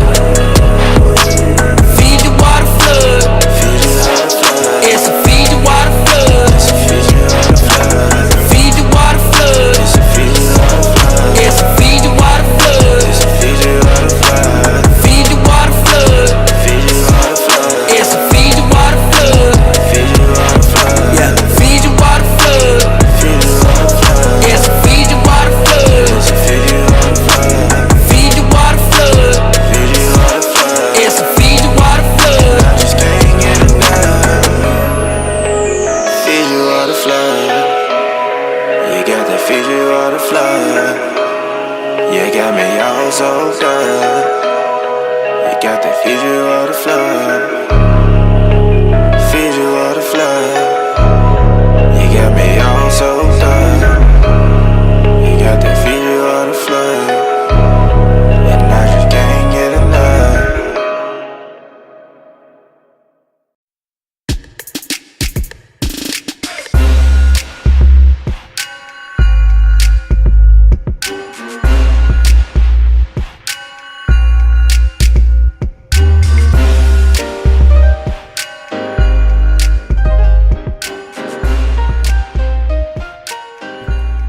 Welcome to Looking Glass. This is episode 3 featuring your boy Black Ice 392, aka X. Please don't judge me for my tweets. Go ahead, Ash. Hi, this is Ash the Stampede, aka the Fro Demon. It's okay if you judge me for my tweets, because quite frankly, I probably won't give a shit about it. And this week, it's the birthday boy, It's our boy, Church. Church. Hey, boy. Go ahead. Get your It's shit me. in, bro. It's me. It's Church. At Coppermore God on Twitter. Don't follow me. You'll regret it.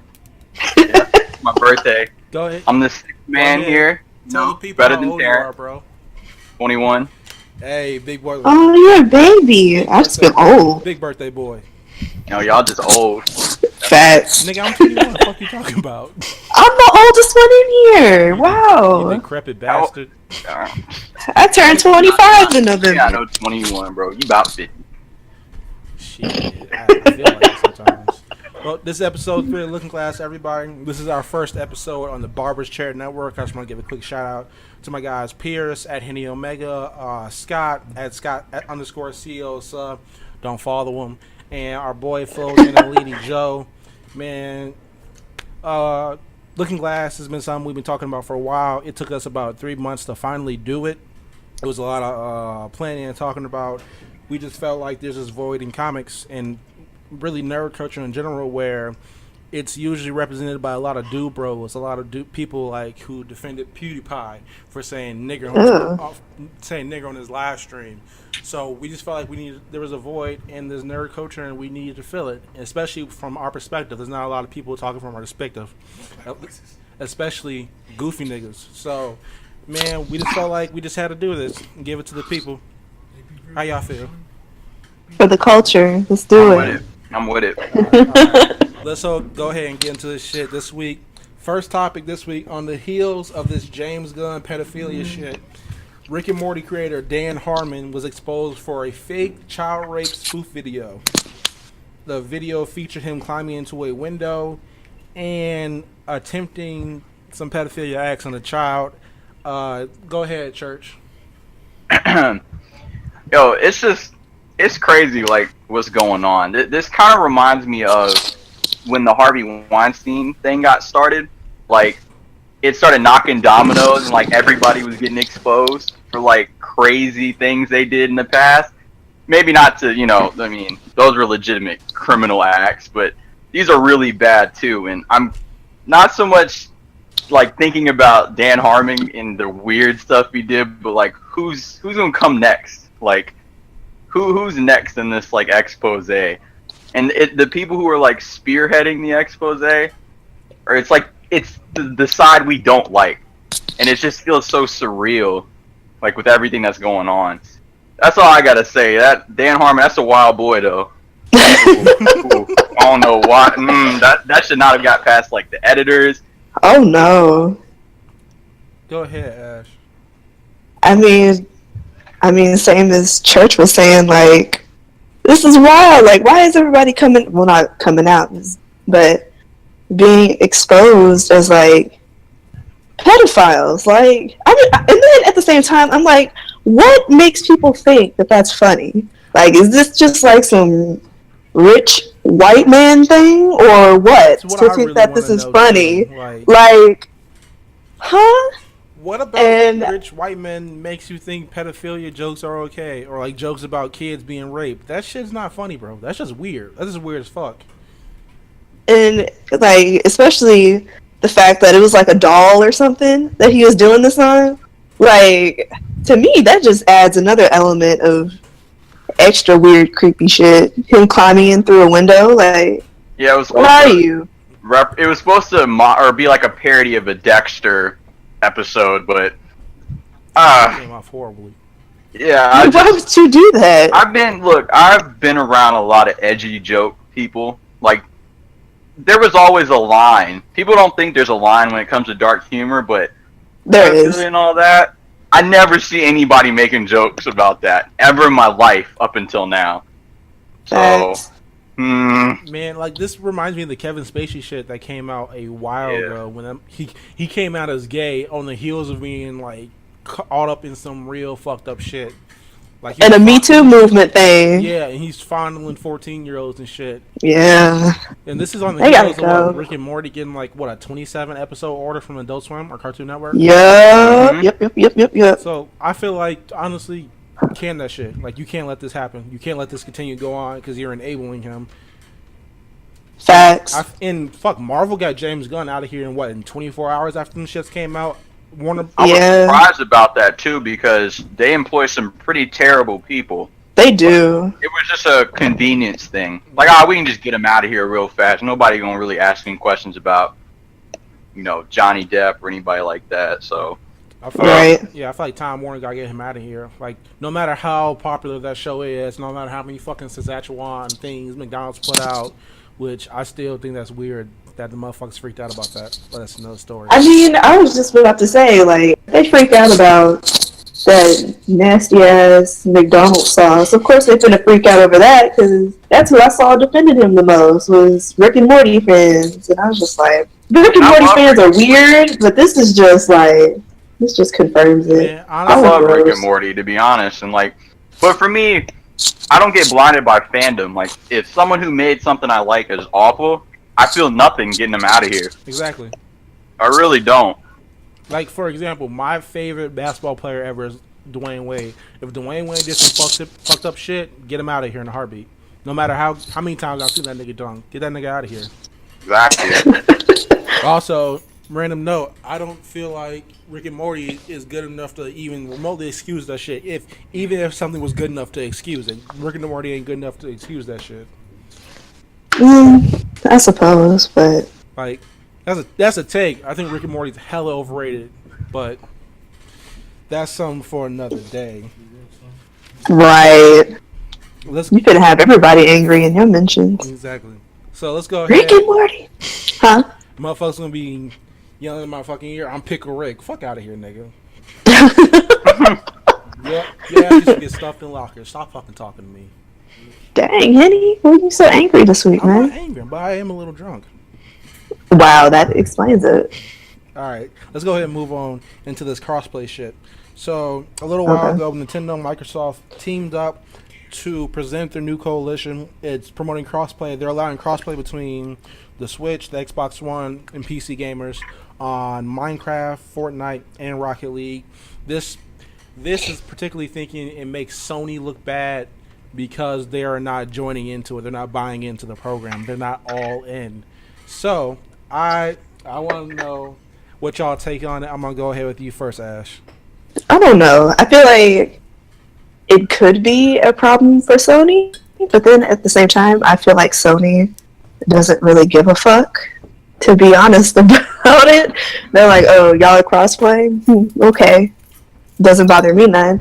But I mean, I do see this down the line coming back to bite Sony in the ass, to be quite honest with you, because I don't know. I feel like Fortnite getting crossplay, I feel like that could be fun, and a lot of people are going to be interested in that, and they could lose some people. So I don't know. Honestly, time will tell. If I can go, Church is okay if I go next? Oh yeah, of course, bro. All right. So if I can be real about it, I don't think Sony really gives two flying fucks about this. To keep it a buck, like they've been beating the dog shit out of Microsoft in sales for almost going on 5 years, and True. And it hasn't even been remotely close. Like this shit's been a blowout for almost 5 years now. Even with the Switch selling out and shit, that shit's still a blowout. Even though Sony had a 2 to 3 year head start. Even that, it's still not even remotely close. I feel like this isn't fucking with Sony's bottom line, especially with the popularity of GTA 5. True. Like GTA 5 still hasn't fallen under $30 at all. Nope. And PS4 is the biggest system that's being played on. Sony's still getting a lot of money. Like this is not hurting console sales at all. Motherfuckers not banning Sony. They're not protesting Sony. And I don't think Sony's gonna be hurt by this really at all. Like true. As big as Fortnite is, it's a fucking free game. Like that's just not hurting Sony's bottom line. True. I feel like if they expand it more to include more games and like different games, it could come back and apply a little bit of pressure to Sony. Yeah, so, like I said, time will tell. Yeah, I feel like if like Call of Duty was doing this shit, then it would be a problem. Like Call of Duty's still the biggest shooter out, technically. Like Fortnite, they generate a lot of money from like add-ons and shit like that. But true. They're still not on the level of like Activision. You know what I'm saying? So they something like Monumental would have to join the game, like a game like Call of Duty, or I want to say like maybe 2K or Madden or some shit like that would have to join in on that too. But for right now, I don't think this is fucking with Sony at all. I think they're gonna be fine. Go ahead, Church. All right. So like what Henny said, the PS4 is the premium console right now. I mean, like that's objectively. Like I'm the most neutral person on any of these gaming topics because I own every single one of them. So Sony's a premium console distributor, and after about 5 years, it's about time to try to even the odds a bit. Like Microsoft had a strong summer, so after a while, the competition needs to raise up so that both companies can grow. So I want this to lead into something where Microsoft has an advantage, because it only makes both products better. And crossplay is like it's like a foot in the door of a lot of stuff, because Nintendo's usually pretty exclusive with their stuff. I mean, you guys know that. They don't really share nothing with nobody. True. So if this could lead to something crazy, I'd be for it. I mean, I think it'd be cool, because Sony's been running the game for a long time now. And they've like run a monopoly on it. They get all the best devs, so like, it's good for Microsoft. Yeah, like if this led to like a Mario game being on an Xbox, then like maybe I'd be like a little bit more shook by it. But this isn't really like this isn't really shit. And to keep it a buck, Sony has been like keeping the front of the neck. Like they haven't slowed down. They haven't been making bad exclusives or some shit like that. They haven't stagnated at all. They keep getting better. Like they're getting like they have an exclusive Spider-Man game coming out in what, a month or two. They got Heat, by the way. Fire. Ghost of Tsushima. They still have all the Call of Duty DLC exclusive deal. Like Sony. I think it's important to note that Xbox has been, or Microsoft has been preaching like crossplay for a year now with PC. So they're sort of, I don't want to say like they can almost conceded to Sony, but I think they know how good Sony is with things. True. I think they're trying to build their own way. And I don't think they should get like properly slandered for it, but the agenda that people carry is that. I mean, I think it's good for them. Yeah. I feel like like I said, if it leads to something like big, like like let me keep it a buck. If a Super Smash Bros. Game came to Microsoft, bro, I would freak the fuck out. That's huge. That's one of the biggest fighting game franchises of all time coming to this. Would you consider Xbox One number 2 or number 3 right now, guys? It's 3. I would say. Like, Yeah, I wanted to give them credit, but like, it's not looking good for them. So It's if like not. if it came to Xbox, bro, I would freak the fuck out. If like a new Zelda game came to Xbox, I would freak the fuck out.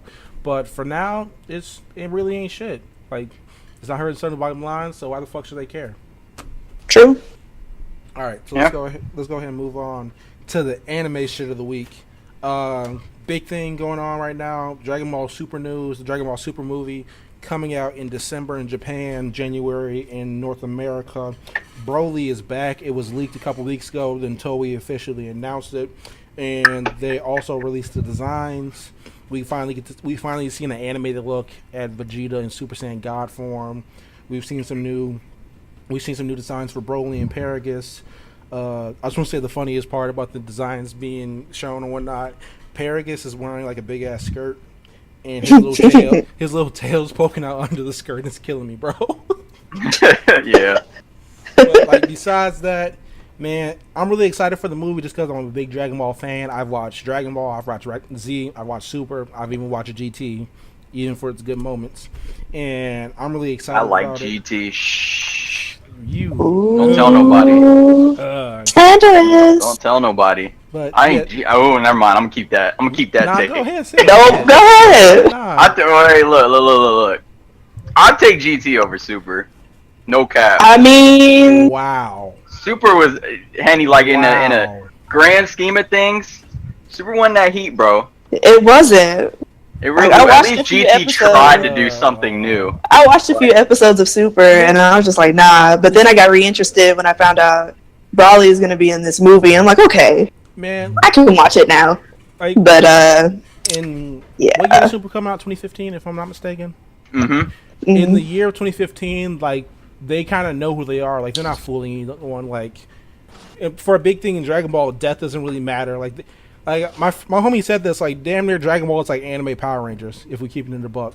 Yeah. I would say that. And they know what the fuck they're doing. They know who they are. Like they're not gonna Right. be like motherfucker. I think a lot of people are asking too much from Dragon Ball. Like, bro, this is fucking Dragon Ball. It's the battle shonen. This is a show about alien races who are born and bred to fighting niggas all the time. Like True. they're staying on brand. Like they're not doing anything crazy. Like don't get me wrong, the fights I think are fire, but it's a Dragon Ball show. It's exactly what I I expected. mean, yeah, I don't mind it being the same. The story. Like I want good stuff. Like Z was amazing. So Not all Z was amazing though. yeah, but Like- for Super, the pinnacle for me was the Goku Black stuff. Like Oh. that felt like old Z to me. So Mhm. everything else is just, Well, you're also a big fan of the Cell arc, aren't you? yeah. Yeah, so like that, there's a lot of callbacks to that, so I understand Yeah. why that would be your favorite. I really like the tournament and power arc. I just like seeing niggas fight. I'm not even going front. I'm not Just even, like a you. nigga. exactly. Yeah, it's a Typical eight. nigga. I'm not even going front. Like I just like seeing niggas fight like that. But Like- but back to the news we were talking about. Yeah, Broly being in canon, like they specifically mentioning like That shit is wild. with Like, the timeline, like that's. It makes me think though, like, because Kale and the other one, like Caulifla, they were like introduced as the first of their kind of like the ones with that specific transformation, and like Broly being the second one is like really weird now. I mean, Because like, Broly was the first. It's them Yeah. kind of. Yeah, Broly was the first, but he's not canon. He wasn't canon. Yeah, I know. It's weird. That's why it's weird, because I'm like, okay, well. And it's them kind of like reintroducing us, or like now looking back on now that all the movie shit's been announced, it's them kind of us getting ready for like, hey, bro, it's gonna be canon now. Especially with Universe 6 and Universe 7 being so close that they have direct counterparts. Like Kale is like Caulifla is the Goku counterpart, if I'm not mistaken. Kale is the one who turns into Broly. Like their names get fucked up to me, but Caulifla is Goku's counterpart. Kale is Broly's counterpart, and what his nigga's name is Kappa is Vegeta's counterpart. Yeah. Yeah. So Yeah. Looking back on it now, it looks like them preparing us for Broly being canon now.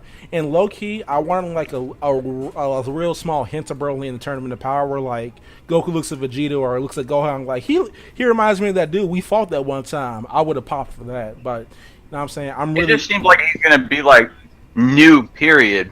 That's what it feels like to me. Like, What do you mean? them introducing Broly, it feels like they're acting as if he's never been seen before. Yeah. That's fair, yeah. But like, the Broly movie's what, 13 years old now, something like that. Mm-hmm. Yeah. Well, for us U.S. fans, it's like 13 years old. For Japanese fans, they've been fucking had it. But it's reintroducing Broly to a new generation of Dragon Ball fans. Like Super reintroduced Dragon Ball to a new fan base. It's been 20 fucking years since Z came off, and we ain't talking about GT except Church. So this is them reintroducing Broly to a new fucking generation of Dragon Ball fans. I'm cool with it. Like, I'm with it. As long as they don't make him like so much of an incoherent whole this time, I'm cool with it. Yeah, it's a perfect chance to retcon. Exactly. Like, as long as that nigga's not yelling Kakarot incoherently all the time, I'm cool with it. Oh man! Like, Broly has the potential to be such a badass character, and like to have him just yelling Kakarot the whole time again would be a disservice. So as long as they retcon that part of him, I'm cool with the shit. Yeah, give us more depth on why he hates Goku. Like, right? Make it more believable. Or maybe this nigga just like a big ass berserker dude who just loves fighting. Like, I'll be cool with that too. True. Of course you would. Like, this nigga just loves fighting, loves beating niggas' asses, and he heard Goku and Vegeta are god level powers, and they saved the fucking universe. I want to beat their ass. Keep it as simple as that. Just don't make this nigga fucking crying in the corner yelling again. Keep it fucking. He a coon. I'm just saying, bro. He like, is, bro. He turned his brain off for this. Call me a coon live. Wow. Disrespectful. Oh man. What are your thoughts, Ash? I mean, like I said before, like I'm interested in Super. Like I watched up until like a certain point, and then I was like, you know what? I'm not gonna do this anymore because anybody who knows me knows like I low key can't stand Dragon Ball and the series, period. But I did like the Broly movie X amount of years ago. And when they said he was going to be canon in this new one, I was like, oh, okay, well, I'm interested again. I can do this. I can watch it. So, I mean, like Henny said, if they just have him on screen yelling the whole time, yeah, I'm not here for it. I'm going to be upset. But if they actually give him, like, some depth as a character, then I'm all for it. So, yeah. And I'm kind of a coon in the way Henny is because I like to see niggas get their ass whooped. So. I mean, I do too. But there can't be depth there. True. That's why I watch JoJo. Or something like that. I don't watch JoJo, but I've heard really good things about it. You need to. You like it. I've seen a few episodes. I just finished Gundam Iron Blooded Orphans, and that shit fucks my feelings, so. I need to watch that. Bro, you just saw. Spoiler alert, literally everybody fucking dies in that show. Every main character fucking dies in that show. And not of only course do they do. Well, wait, not only do they mech die, anime. bro, they die in heartbreaking fucking ways. And that shit's sad, bro. It's the mech anime. That happens. Every single one. Man. Be a savage, Henny. Girl pair. I'm in my feelings. I'm on my Drake shit. I see, because you've been drinking, nigga. Shut up. Let's go into this My Hero Academia shit, aka maybe the best anime out right now. Oh boy. It might be the best anime out right now. I didn't say manga. Oh boy. I said anime. Oh boy. It might be. At least to the casual fan base. That's a lot. That's a hot take. It's until October, Henny. I'll give it that until October. What's coming when out? JoJo come out again. All right. I'm gonna peep that one day. I'm gonna peep that. You will. All right, back to this My Hero Academia shit. The My Hero Academia creator is receiving death threats for the redemption of the character Endeavor in the manga. Endeavor is the father of Shoto Todoroki, aka the half and half bastard. Dang. That's what Bakugo calls him. That shit's hilarious. That gets me every time. The reason they're pissed at the shit is Endeavor beat his wife or Shoto's mother while in the attempt to kind of like push Shoto to be better because he wants Endeavor can't be better than All Might, especially since All Might's retired now. But Endeavor wanted Shoto to be better than All Might. But fans are sending death threats because of it. And honestly, I do not think that's big. It's that big of a deal. Church, you go ahead and give your spiel on it. All right, so being caught up to the manga, I'm not sure if you guys are. Ash, are you caught up? No. Well, okay, so just peeping this arc, like, you know, I understand people's frustrations with it. I'm frustrated with it. I'm on the side of the people who didn't really like how Endeavor's redemption, the beginnings of it, was presented. But none of that matters when you start sending death threats. It doesn't matter what an author writes. That's never okay to do. Ever. I mean, it's an arc that's not going to even last that long. Like, there's no purpose in doing it. So, stop. Get some help. Don't do that. But you don't make it as a mangaka until you get death threats. That's just the way it is. Every mangaka who's ever accomplished something has gotten death threats for something. Right. So, that's all I got to say on it. People are wilding. Stop it. Stop it. I mean, same, like, you know, these writers be working like slave hours to get this shit out to y'all, and y'all sit here and y'all send them death threats. I'm like, y'all are some ungrateful ass bastards. Like, who raised y'all? Like, nah, I'm not with it. And that goes for like anything, not even just manga, but just like any type of creative outlet. Like, you don't disrespect the creators. Like, what's wrong with you? Like, honestly, I feel like he should do something petty and kill off like a fan favorite just to piss off people more. Like, I really want him to do that. Who? You, nigga. I don't care. Who would you want them to kill off? Shoto? Yeah, probably. Bro, you trying to get niggas killed, bro. Or what's her name? Midoriya's hoe. Midoriya? You're really wrong for that. Misogyny levels on high this week. Real misogyny hours. Who the fuck? Oh shit! I'm a female. It's okay. I can say that. Yeah, that's right. Perpetuating the misogyny. Man, I embrace all the misogyny. Honestly, like, you know how many fucking redemption arcs I've seen of bad quote unquote bad characters? Like, Vegeta pulled up to Earth, assisted in killing everyone, and is now like the 1B guy of Dragon Ball. Like, miss me with that bullshit, bro. You know, side point. You know who Vegeta reminds me of? Who? Fucking Ice Cube. Ice Cube started off as like a gangster rapper. Yeah. And now he does, like, he's like a family man. That reminds me of Vegeta so much. Like, he's that might be the pod title this week. Vegeta is Ice Cube. But, like, that's who you remind me of. To your point, Henny, I think it's a little bit different in this because you know how, like, morality is treated in fiction. Like, people are okay with people dying and killing, you know, but like when it comes to real specific stuff like real life abuse, shit. Yeah, it kind of makes people feel some type of way. I feel some type of way about it, but like I said, you throw all that out the window when you start sending death threats to someone over in a book. Fictional character. Yeah, drawings. I understand that. I definitely understand that. Like, stop. But it's not that fucking serious, bro. Like, yeah, it's not. If this is the most pressing concern in your life, my nigga, you need to reevaluate. Or go outside. Yes, that too. Go see something, dude. Bro, if you send death threats over fucking cartoons, bro, you need to reevaluate yourself. True. Yeah. Man, that's just weirdo shit to me. Like, redemption arcs happen all the time in damn near every fucking art form, and this is the one you want to die on the heel for. Miss me with that shit. Most of those include villains, though. This one is a hero through and through, so it's complicated. Well, a hero, quote unquote.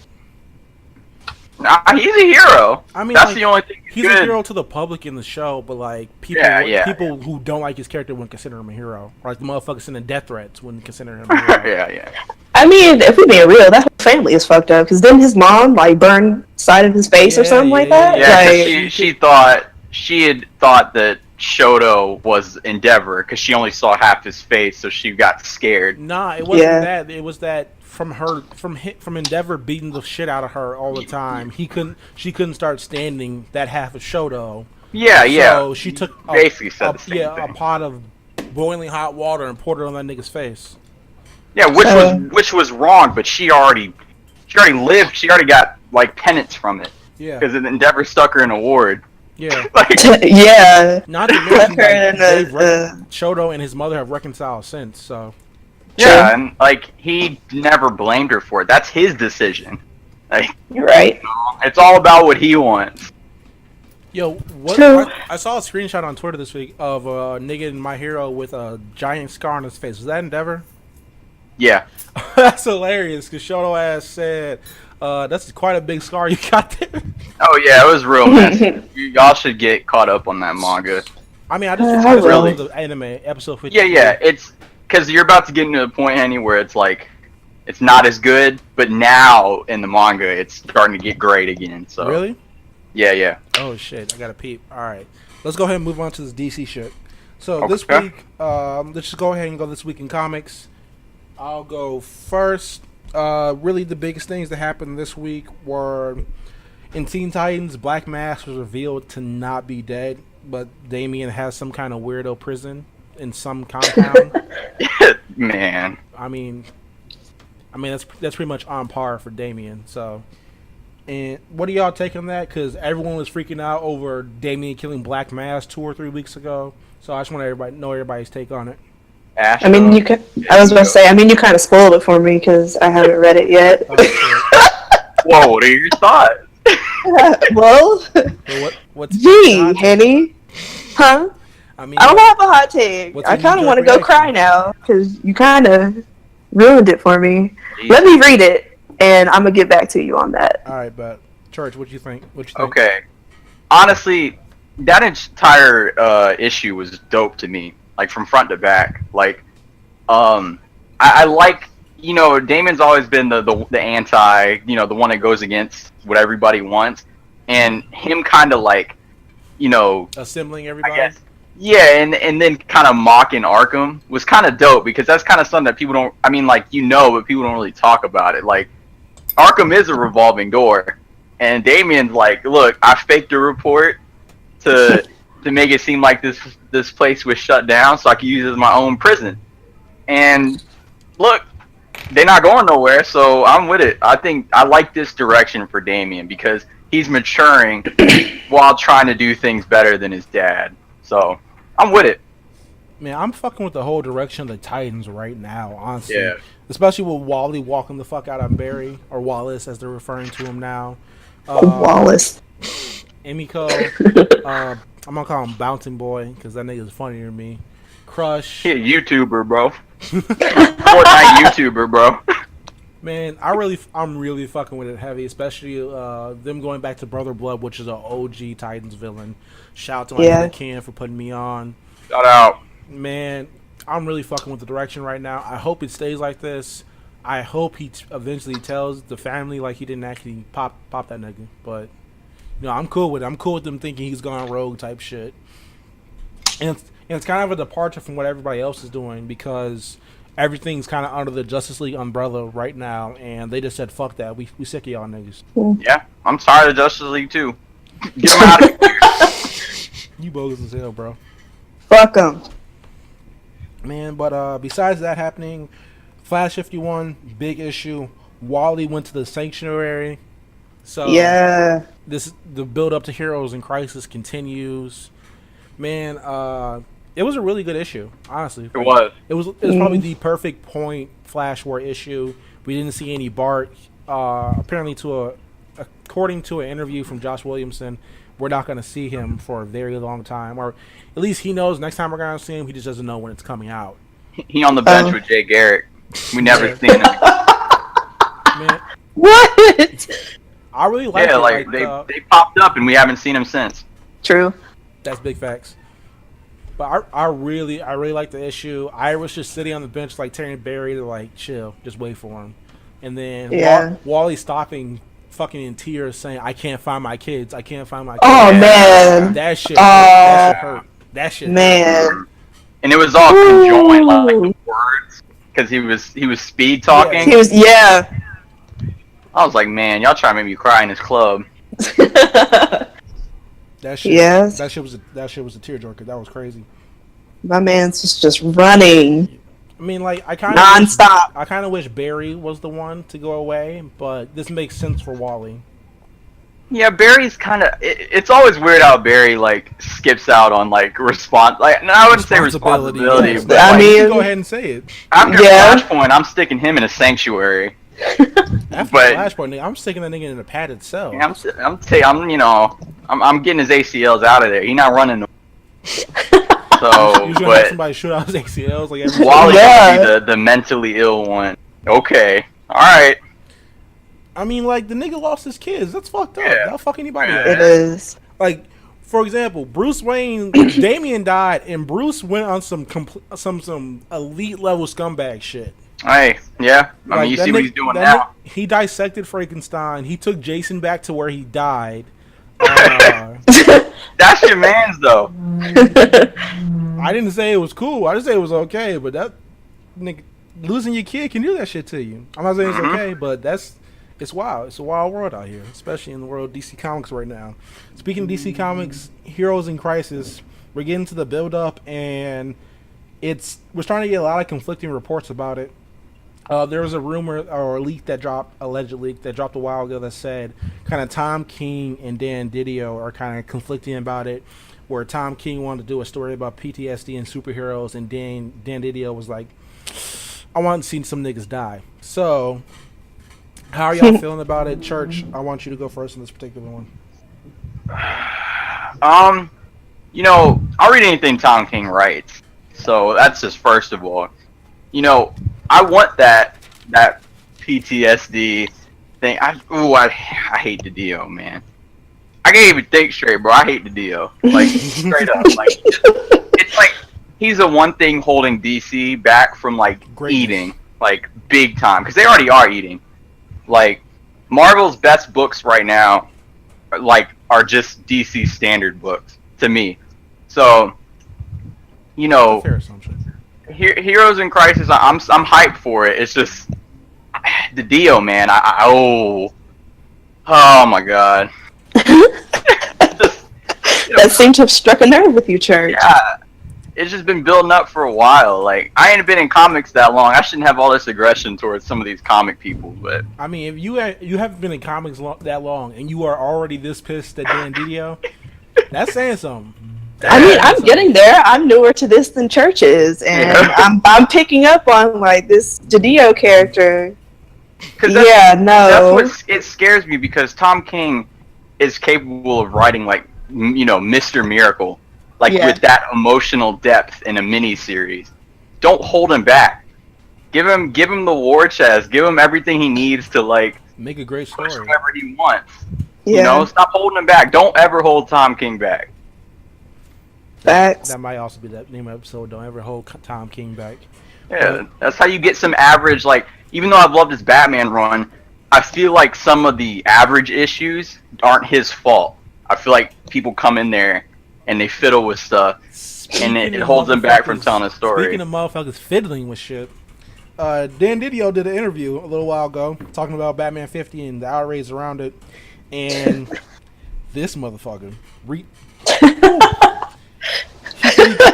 he said, we're not as interested in a married Batman. We're interested in a story about Batman who is anticipating being married, trying to live a normal life. We also see him saying, but the reality is, to me, married Batman is an Elseworld story, you know. They did that in Earth 2. We've done these stories, and people who anticipated that all said the same thing. Who the fuck are those people? I want to know that. I want to know who them is. Because, my nigga, as a Batman fan, I wanted Batman to be happy, and this is fuck shit to me. Yeah, exactly. I mean, he can be who he is while still being married. Just Catwoman won't be a criminal anymore. Nah, she's still. Or she can still be, but Batman's always been sort of hypocritical. Like, this is right in line with it. That's part of his appeal to me. His flaws. So why can Clark continue to be happy or have his family and then suffer, but Bruce can't? I was about to say, it just seems kind of lazy to me to keep pushing this idea that Batman can't ever be happy. Exactly, like this loner who doesn't have anybody behind him, as if he doesn't have a whole fucking family of superheroes around him. I was about to say, it just seems really lazy. And just like, come on, man. 4 sons, 3 daughters. Let that man settle down. Bro, to push this idea of Batman as the stoic ass loner is lazy to me. Like Yeah. allow him to fucking Yeah. grow as a character. He can be more than that. He's already laid with Selena like a million times. He's already crossed the line. Yeah. There's nothing to be had there anymore. They might as well just get married. They practically are already. They've been. Like, judging from Tom King's tweets after the New York Times article dropped, it seems to me that like Tom King he wrote them to get married, and Dan Didio was like, nah, I'll leave that nigga miserable. You know what I'm saying? Mm-hmm. Like, it feels to me that Dan Didio was just like needlessly meddling and shit, and this is on par with his shit because he proposed Dick Grayson getting killed all the way back in Infinite Crisis. And, he on his Warner Brothers stuff. Yeah, and he. That's what he's on right now. He's on that Warner Brothers.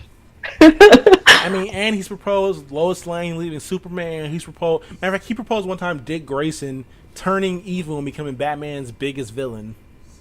Is Didio okay? Like, does he have home issues, or is everything okay at home? We don't know. He just sounds miserable. Money. He don't like money.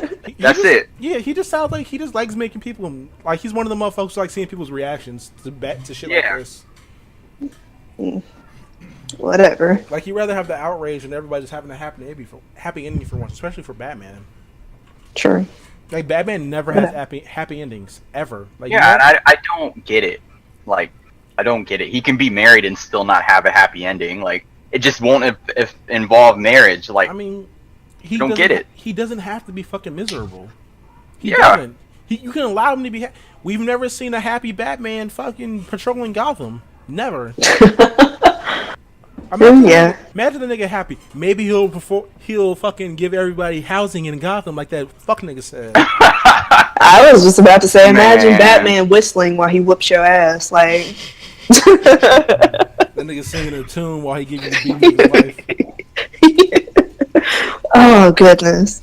Man, I don't even want to at that nigga, bro. Like, bro, that's probably the dumbest tweets I've ever seen in my life. Like he hasn't tried to do that, bro. Like as if every time he doesn't see Mr. Freeze, he'll be like, "Yo, I will fix your wife. Just stop killing niggas." Mr. Freeze, Buddy said that he's responsible for all these villains existing. I'm like, you got to be kidding me, bro. You gotta be smoking the finest. This is a comic book. Man, right, man. You gotta be smoking the finest crack. Shout out my nigga J5, OG Johnny 5 for bringing crack back. By the way, dog, like every time he see Mr. Freeze, he be like, "Man, just stop killing niggas and I'll fix your wife." And Mr. Freeze be like, "Fuck that." Yeah, nah. I want to. Right. Like every time he sees Penguin, he be like, "Bro, it don't gotta be like this." And Penguin's like, "Nah, fuck that." Yeah. Like Killing Joke starts out as Batman going to Joker like, "Bro, we have to stop this or both of us are gonna die, or at least one of us." And Joker's like, "Nah, fuck that." Like that's how all this shit started. Like, this is a peak niggas don't read take to me, honestly. It is. Like you can't possibly read the source material at like any decent length and be like, this is Batman's fault. The fuck? It's really upsetting because like, you know, Terrence, for example, he like works really hard to try to make comics like recommend them to black people, you know, like he tries to get our people right and on that, but the problem is like whenever black folks like have comic takes, they're usually awful. They're awful. It's not even black folks. It's casual fans in general, honestly. I don't know, bro. Man, like I'm not even slandering casual fans. Like I was about to say, let's be careful and not shit on casuals. Yeah, you don't even have to be like deep into comics, bro. Like if you just want to watch the movies, that's cool with me. Like I'm just happy motherfuckers are getting into it, you know, like on any level, because shit, motherfuckers been ridiculed for this forever, you know. But like I feel like when everyone makes like Batman jokes and shit like that, everyone just jumps on despite like all evidence to the contrary, which is cool. I'm all here for jokes rather than the facts, you know what I'm saying? But come on, man. Like at a certain point, y'all be like, maybe I should Google this at one point, you know? Casuals just gatekeep, which makes no sense. Honestly, like that's like me, like acting like I knew everything about One Piece when I don't read it. Like I'm not gonna be like, oh man, you know, Zoro sucks. I don't know why anybody would think that, but you know, something like that just makes no sense. Like it doesn't. also, like, if we really want to get into it, Batman has provided like housing to reform people trying to reform their lives, getting out of prison, stuff like that. He offers them jobs. He pays for all the collateral damage of fights in the city. He does a lot of shit for the city. Like, motherfuckers just act like he gets in a suit and be like, you know what I'm gonna do today? My favorite hobby, beat niggas up. Yeah, beat mental patients up. That's what I do. Motherfuckers act like he wake up one day and be like, I'm gonna be a depressed nigga up today. That's what I feel like doing today.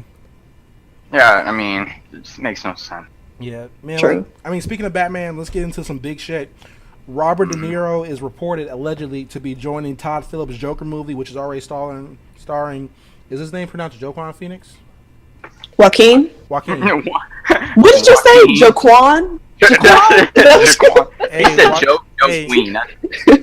Mr. Phoenix, I really apologize for butchering your name. Please don't be mad at me. But Robert De Niro is reported to be joining the film, which is already big. And another thing, Thomas Wayne is apparently going to be featured in the film.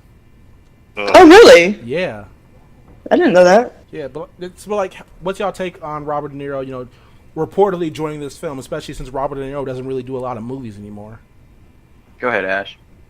Who is he going to be playing or casted as? We don't know. He's not. I think we do know. I think we do know. No, I just can't. The reports say he's not going to be a canon character. Okay. So they say he's not going to be a canon character. He's going to be like a shop owner or some shit. That means. Yeah. That's okay. That's what I read. All right. But well, shit. I like Robert De Niro. I'm here for it. I mean, he's pretty much good in everything. Like he is. He's one of the most renowned actors in the world. I wish he was in mainline films as somebody, but me too. But I mean, he's an acting OG, so shit, I'm with it. I mean, isn't DC now allegedly pushing this Worlds of DC thing? They're going from the DCEU to Worlds of DC, which gives them a little bit more freedom in making stories. Yeah, like they have these small one-off Elseworld like standalone type stories, shit. Which I'm fine with. It's just when I see like this Joker movie, no shade of Jared Leto because I actually like his Joker. Like I'm like, well, we could have had this, but as this could be our main Joker, or Robert De Niro could be in a DCEU movie, or Zazie Beetz could. Man. So it's like it's kind of it feels weird because I'm like all this talent, but it's a one-off. Like it's gonna be great. It's too much talent not to be. It's just weird. The Joker film is weird. It really is, but like he's a really interesting character with a rich history. So it's easy to kind of get a movie out of him, especially since he's arguably the biggest villain ever. Yeah, I'm surprised it hasn't been done sooner. To be quite honest, I don't mean like biggest villain in scale, because that's got to be like Darkseid, like Anti-Monitor, or Thanos. Right, he's probably the most impactful villain ever. He's probably the most. He's probably like the most famous villain ever. Yeah, I would say so. Like you can make the argument that he's the greatest villain ever, the gold villain. Yeah, you could. You could. Maybe Luthor or Darkseid and Thanos and shit like that. Like he's easily the most famous villain. He's been the greatest cartoon of all time, Batman the Animated Series, which is coming to Blu-ray soon. Everybody should. Is it for real? Yeah, you didn't hear the news? No. It's coming to Blu-ray in a deluxe edition. It's gonna be like about $120. It's coming with like 3 exclusive pops to the set. So cop that. Boy, that's an instant cop. Along with the original artwork, it's the complete series. Yeah, I'm copping that shit once I get some money. Ooh, man, that sounds nice. I'm getting that. Don't it? Man, also, to close out the DC shit for the week, 2 more things. I just want to say, we've already touched on this, but Looking Glass as a whole stands with Anna Diop as she's going through this bullshit with fans who think it's unjust for a black woman to play an orange fucking alien. Like, if we're gonna be a buck about this, bro, Starfire was orange in the cartoon, and it was fucking golden in the comic. It was damn near golden in the fucking comics. Bro, and a black woman can't fucking play her, bro? Because you imagine her as a white woman, a black woman can't play her, despite all evidence to the contrary. That's fucking stupid. True. Yeah, it's like,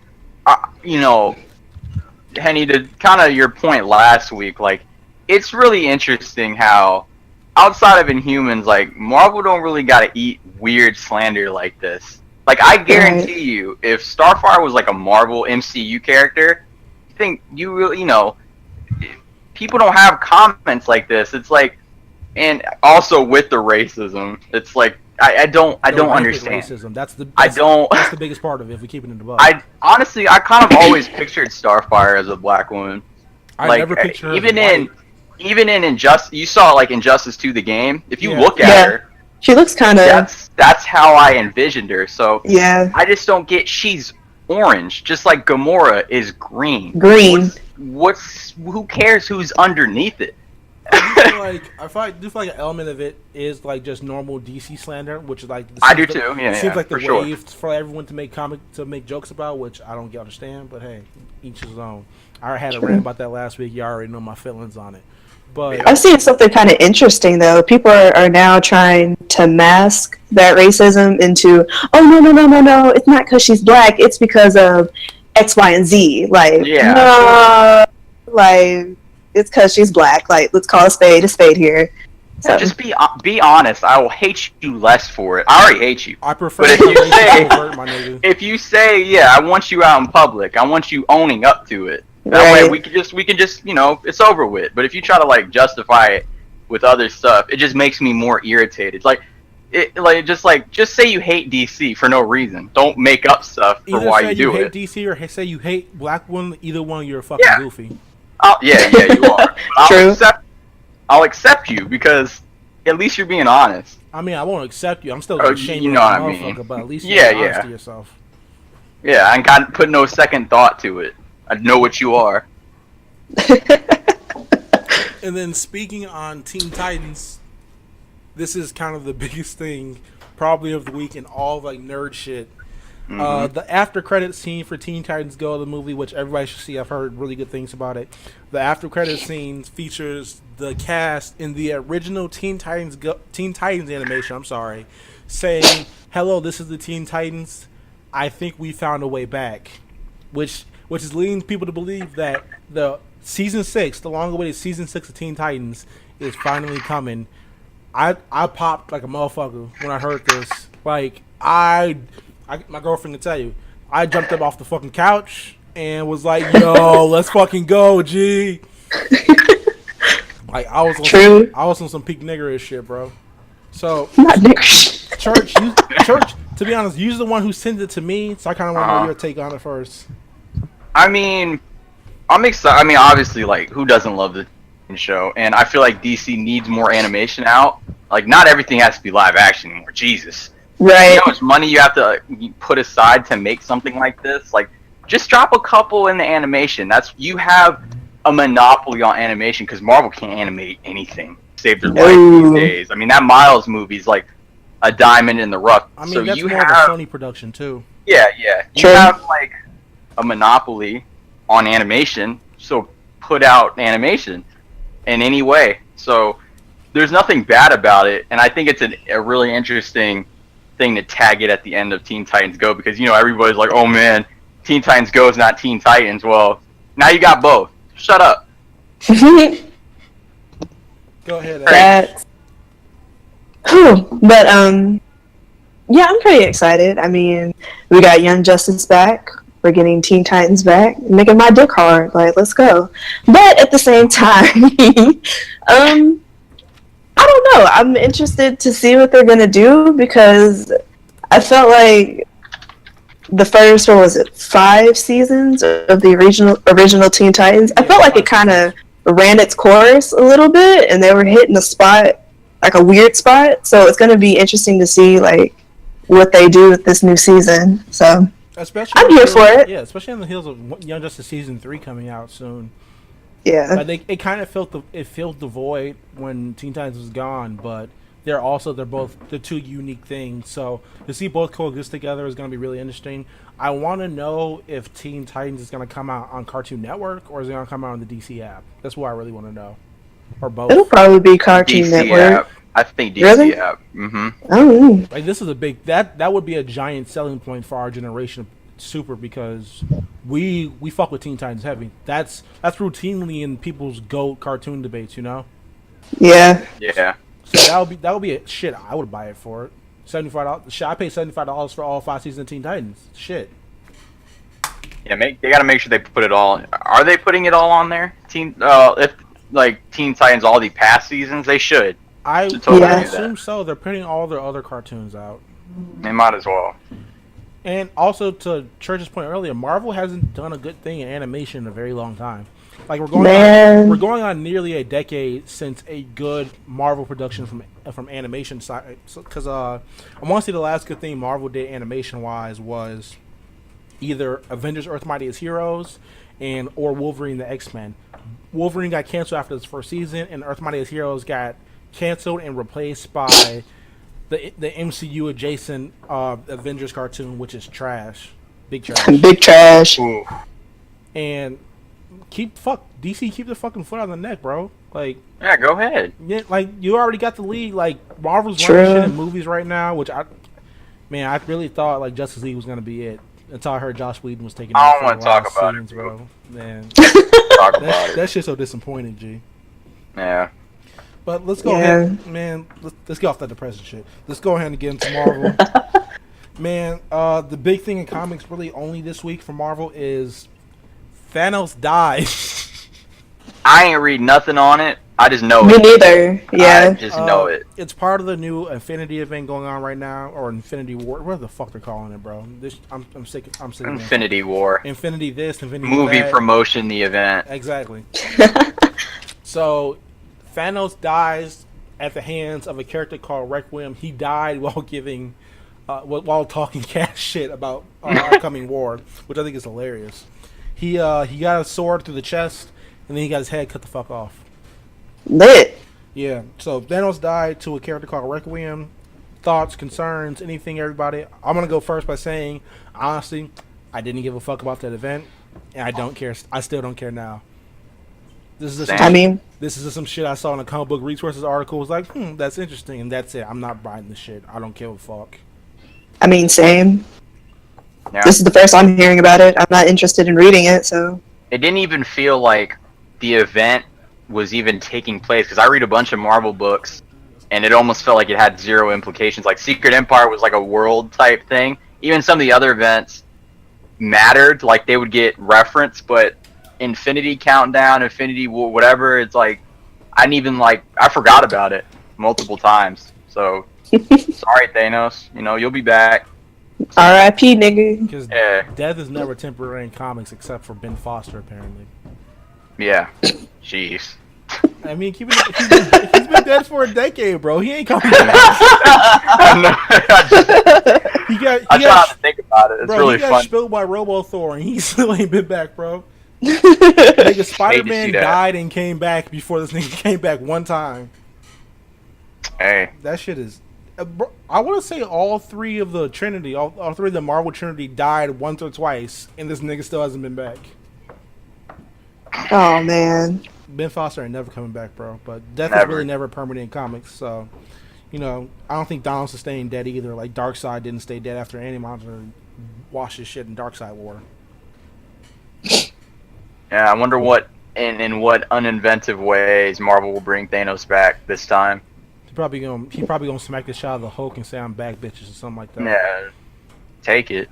Man, it's whatever. Like I feel like Marvel is kind of with the reboot, they're giving their writers a little bit more freedom. Like X-23 is doing really well. Amazing Spider-Man. It is. It's great. Captain America, Black Panther.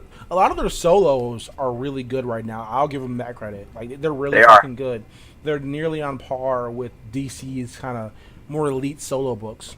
But man, I just want some more. Like Metro Boomin wants some more, nigga. Like I need more, bro. Like I feel like there's lacking in this shit. Like I shouldn't be feeling like the Marvel universe is kind of like an MCU adjacent type shit.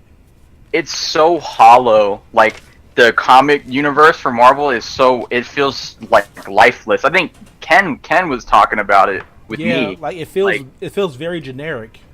Yeah, like these characters are turning into like caricatures of themselves. Like I look at them and I don't even like care anymore. I'm like, I'll just go watch the movies. Like a big thing Terrence was complaining about when the Tony Stark Iron Man book got announced a little while ago was, why does Tony look like he's in like some 2003 armor? Yeah. Man, Cap is back into the old chainmail suit, and that shit looks whack. no matter how good his book is, shout out to Ta-Nehisi Coates, that shit looks whack. That fucking fit looks trash. Thor's the only one who looks different. That's only because he has a gold arm and a gold hammer now. That's like wealthy Thor. I want Thor to wealth shame somebody in that book.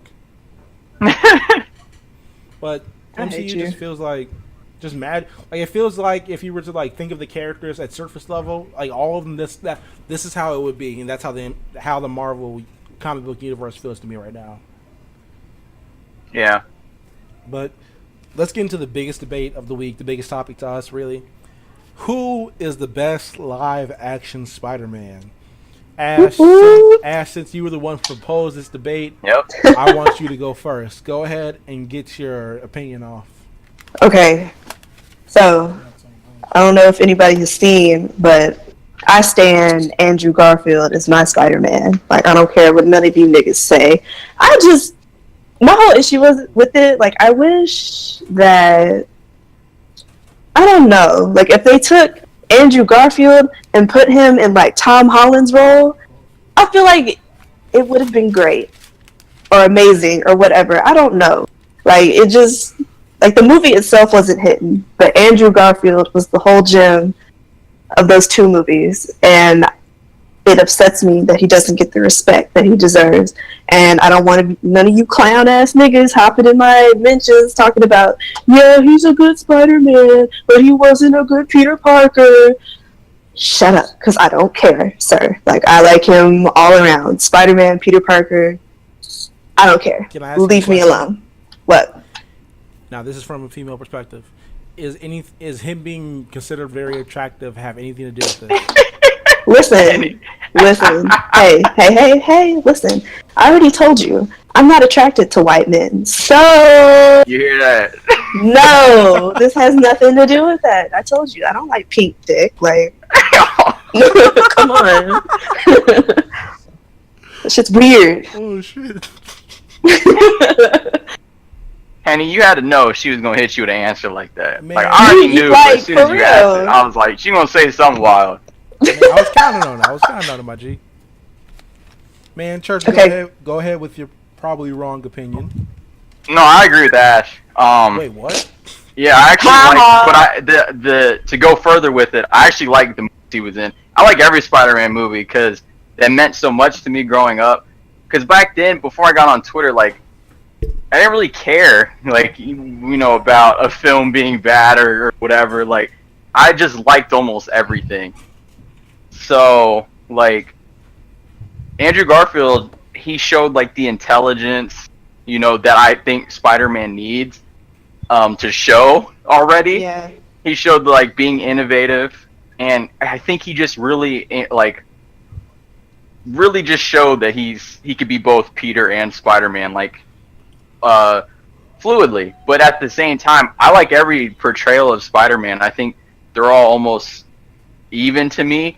And to, like, sort of gas up Tom Holland, I feel like Tom could show the same thing that I feel Andrew did if given the writing to do it. Yeah. I mean, they just write Peter so, like, he's a fanboy, like he's a stan account.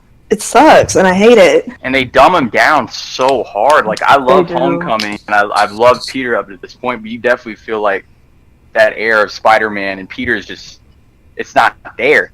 The reason, I mean, like, to Ash's point, how she said that the movie, she didn't think the movies were good. Part of it, but Andrew was good, that's part of the freedom that Sony had. Like, even if the film didn't hit, they could do what they wanted. You know, they could write Peter how they wanted, but Marvel's so strict with it. It's like, just that's why Andrew's the best to me. Yeah. I mean, I'll give you that. Yeah, definitely. The only Spider-Man I haven't enjoyed so far was Tobey Maguire's, which... Whoa! What? Wow. I'll let y'all talk. Haven't heard that one? Oh, yeah, sorry. Go ahead. I mean, get that crybaby faced ass boy out my fucking face, bro. If we keep him in a buck. Get that nigga out of here, G. That nigga, his go-to emotion is fucking tears, bro. Miss me with that shit. Kirsten Dunst was mid. That was before James Franco became a great actor, but he wasn't bad in those movies. Don't get me wrong. The best thing about the OG Spider-Man trilogy was Alfred Molina. And then Willem Dafoe's really creepy. But Willem Dafoe's go-to kind of character is mad creepy, so I'll give him that. Yeah.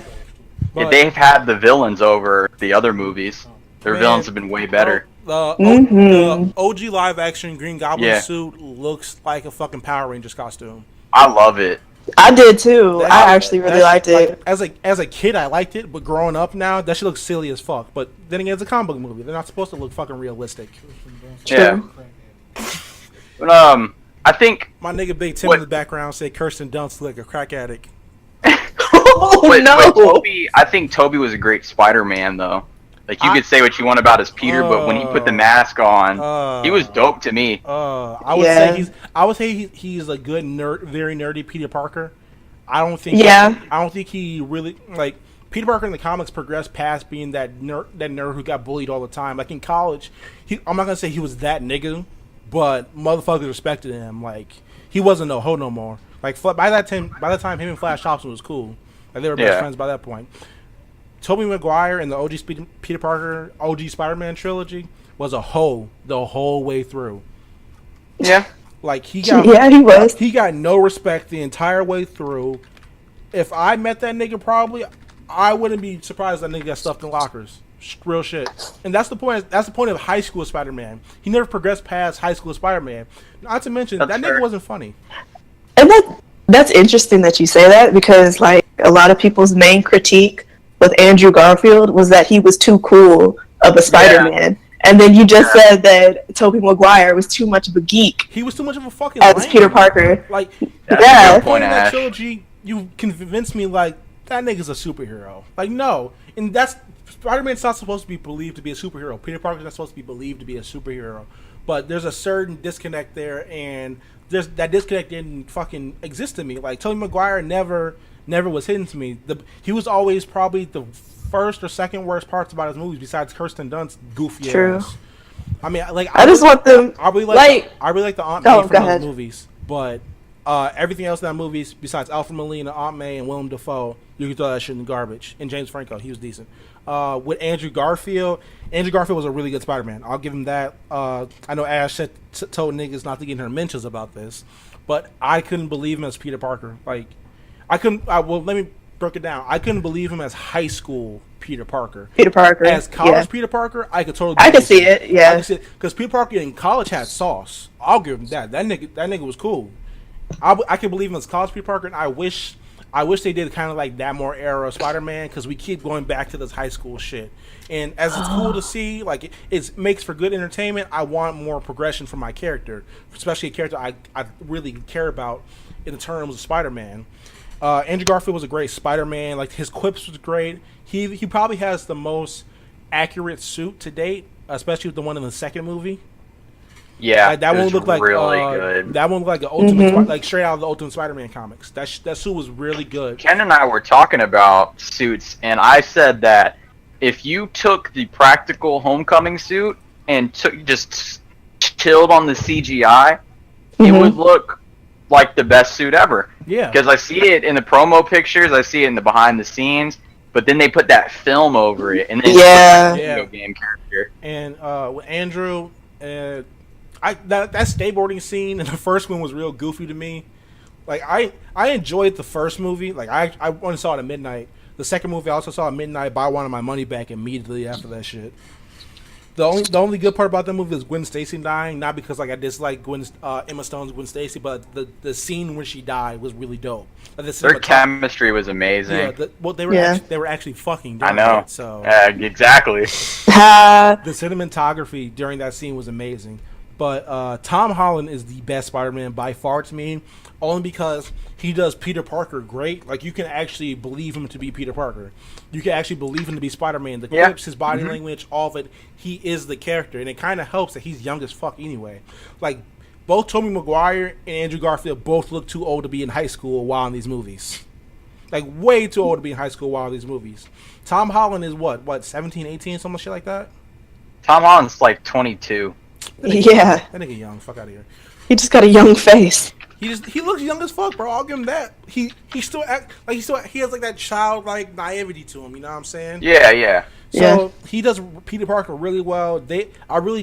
I'll agree with the church when he said they kind of undersell his intelligence, but that's kind of was part of his intro when Tony came in his room. That sounds weird. It is weird. But I mean, that's what happened. I mean, when Tony popped into his his apartment randomly, he sold it when Tony was kind of asking about, why do you have this and why do you have that, and he's like, I decided myself, and Tony's like, oh shit. He designed to suit himself, the web shooters. I wish they would probably play on his intelligence more. I probably think they're going to do that more in the second movie, because they touched on it in the first movie, especially with him being pretty much the star of his Classic Bowl team. Man, I do want better fight scenes. I will give him that. And that's not his fault. That's the CGI department's fault. Yeah, just take the chains off Tom. Like, you can tell there's scenes where Tom Holland's like excellence like bleeds through, like the rubble scene in Homecoming, or the disappearing scene in Infinity War. That scene, like, oh man, that scene from I'll get to the Infinity War scenes next. But that scene in Homecoming, that's straight out of the comics. That's from the Master Planner arc. Matter of fact, Spectacular Spider-Man adapted that in the cartoon, which was also great. But that was beautiful. I really love that scene in the Infinity War scene. He apparently fuck most of the Infinity War is ad-libbed, but he said, I like it. Mr. Stark, I don't feel so good, bro. While in the midst of everybody fading away, you get that, and that hit motherfuckers in the gut. That was the most believable one. That was one of the biggest critiques of Infinity War is that after like death number 2 or 3, you really don't give a fuck anymore. Like, everybody's fading away. You're like, oh, okay, cool, niggas dying, and then you hear Mr. Stark, I don't feel so well. It feels like a Mike Tyson gut punch. Ooh, man. It was really good. People fucking fainted during that scene when he said that. People fucking fainted, bro. When I was in the theater, niggas was like, "Oh no!" Like people were hysterically crying during that. So Tom Holland is really just the best all-around Spider-Man to me. I feel like most of his issues really just come from things that are out of his control. So his writing, the CGI. I really wish they would stop fucking with the suit. Like, just let the suit be more practical. Let him just wear the fucking suit. Yeah, all you gotta do is just do VFX on maybe his mouth area and his eyes. Everything else should just be practical. Yeah, the color is much better practically too. Like, if you look at any of the behind-the-scenes shots for Homecoming, the suit is like really pretty. But when he gets on the screen, it looks like he's a fake apple, like someone CGI'd an apple on the screen. Fake apple. Yeah, it makes no sense.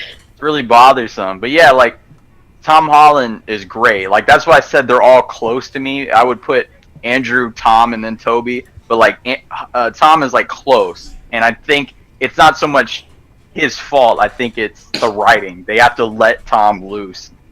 Then he could be my number one. I mean, honestly, Spider-Man being a modern Spider-Man in a world with other superheroes existing, because in Marvel, he's one of the OG heroes. So like, he was a teenager, so he didn't fanboy as much. But like, in his world, Tony Stark was a hero for a decade before he got powers. And him being a genius himself, he idolized Tony because he's the biggest genius. He's the biggest hero in the world in the MCU. So I'm not really mad at that, but I do understand why it's annoying. I understand it. Like, I was fine with it the first movie. It's just, it's time. He's an individual. He's a better hero than... He's has the potential to be a better hero than anybody. If it was comics, I'd say he already is. But I mean, since it's in comics, he's... in multiple future arcs, he's considered the greatest hero of all time. Yeah. So, going off the movies, though, it's time to set him on that path. I mean, let him make his own.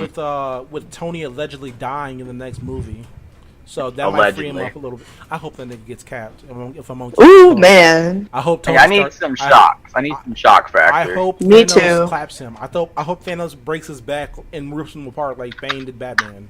Dang, nigga. Bro, you alright? Everything okay? It's the liquor talking. Forgive me. What if someone said that about Batman, bro? You be alright with that? I'm good. I mean, that happened to Batman, so. True. You right. But I mean, to be honest, I thought he was dead when Thanos stabbed him in Infinity War. So. Me too. I was like, hold on now. He's like, nah, wait. Let me just. Like that was a cop out. I'm good. Like, Let me just get this little health thing. I'm good. Seal the wound up. No big deal. I much would have Right. preferred Thanos not clapping him, but like just beating his ass in martial arts. Which also, Man. I want to know when the fuck Tony became a martial arts artist, like expert martial arts artist. But whatever. One of these days, we're gonna do an Infinity War episode along with like a movie episode about the Dark Knight. Maybe Alright. we should wait until the next Avengers comes out. Then we can talk about the first one. Long True. time from now, though, I think. Yeah. When does the next one come out? Avengers 4? I don't know. Allegedly, with the Avengers 4 leak, shit's about to change. I mean, allegedly, Captain Marvel is going to be the new face of the MCU after this, which I think is a trash. Well, that's where I'll make my exit. After, I want to say, besides Black Panther and Spider-Man, I'm probably not going to be tuned into the MCU like I used to. Hey, it's DC time. Yeah, is that DC? But hey, man, that's the pod for the week. That was the last topic. Teen Titans coming back. Andrew Garfield is the second best Spider-Man behind Tom Holland, and it was kind of a low key week. We didn't have much to talk about this week. Yeah, we did. True. People didn't want to show up. Yeah, as you opposed know? to our San Diego Comic-Con episode. But hey, man, let's go ahead and get our plugs in. This is your boy Black Ice 392, aka X. Please don't follow me. Don't judge me for my tweets. And if you do, you know you laugh anyway. I don't know why you bugging. Go ahead, Church. Get your plug in. This Church at Coffee God on Twitter. It's my birthday, you know. Yeah. Don't follow me either. Seriously, just follow it. Please don't. Bring up the Andrew Garfield thing in her mentions. That's a good way to get blocked. That is an excellent Shout out way all to the get people who blocked. couldn't be here today. You know, I'm like, follow the Looking Glass. I'm good. Man, follow Yeah. the Looking Glass, follow Barbers Chair Network, follow everybody I mentioned before, Henny Omega, Scott _CLO CLO my bad. Flows in. You can't even talk. Henny over there having a stroke. Man, follow everybody in the Barbers Chair Network. We in this. I'm really excited to be this new age. And that's it for the week. Please, everybody, please be safe. Have a good weekend. Enjoy your day. Yeah.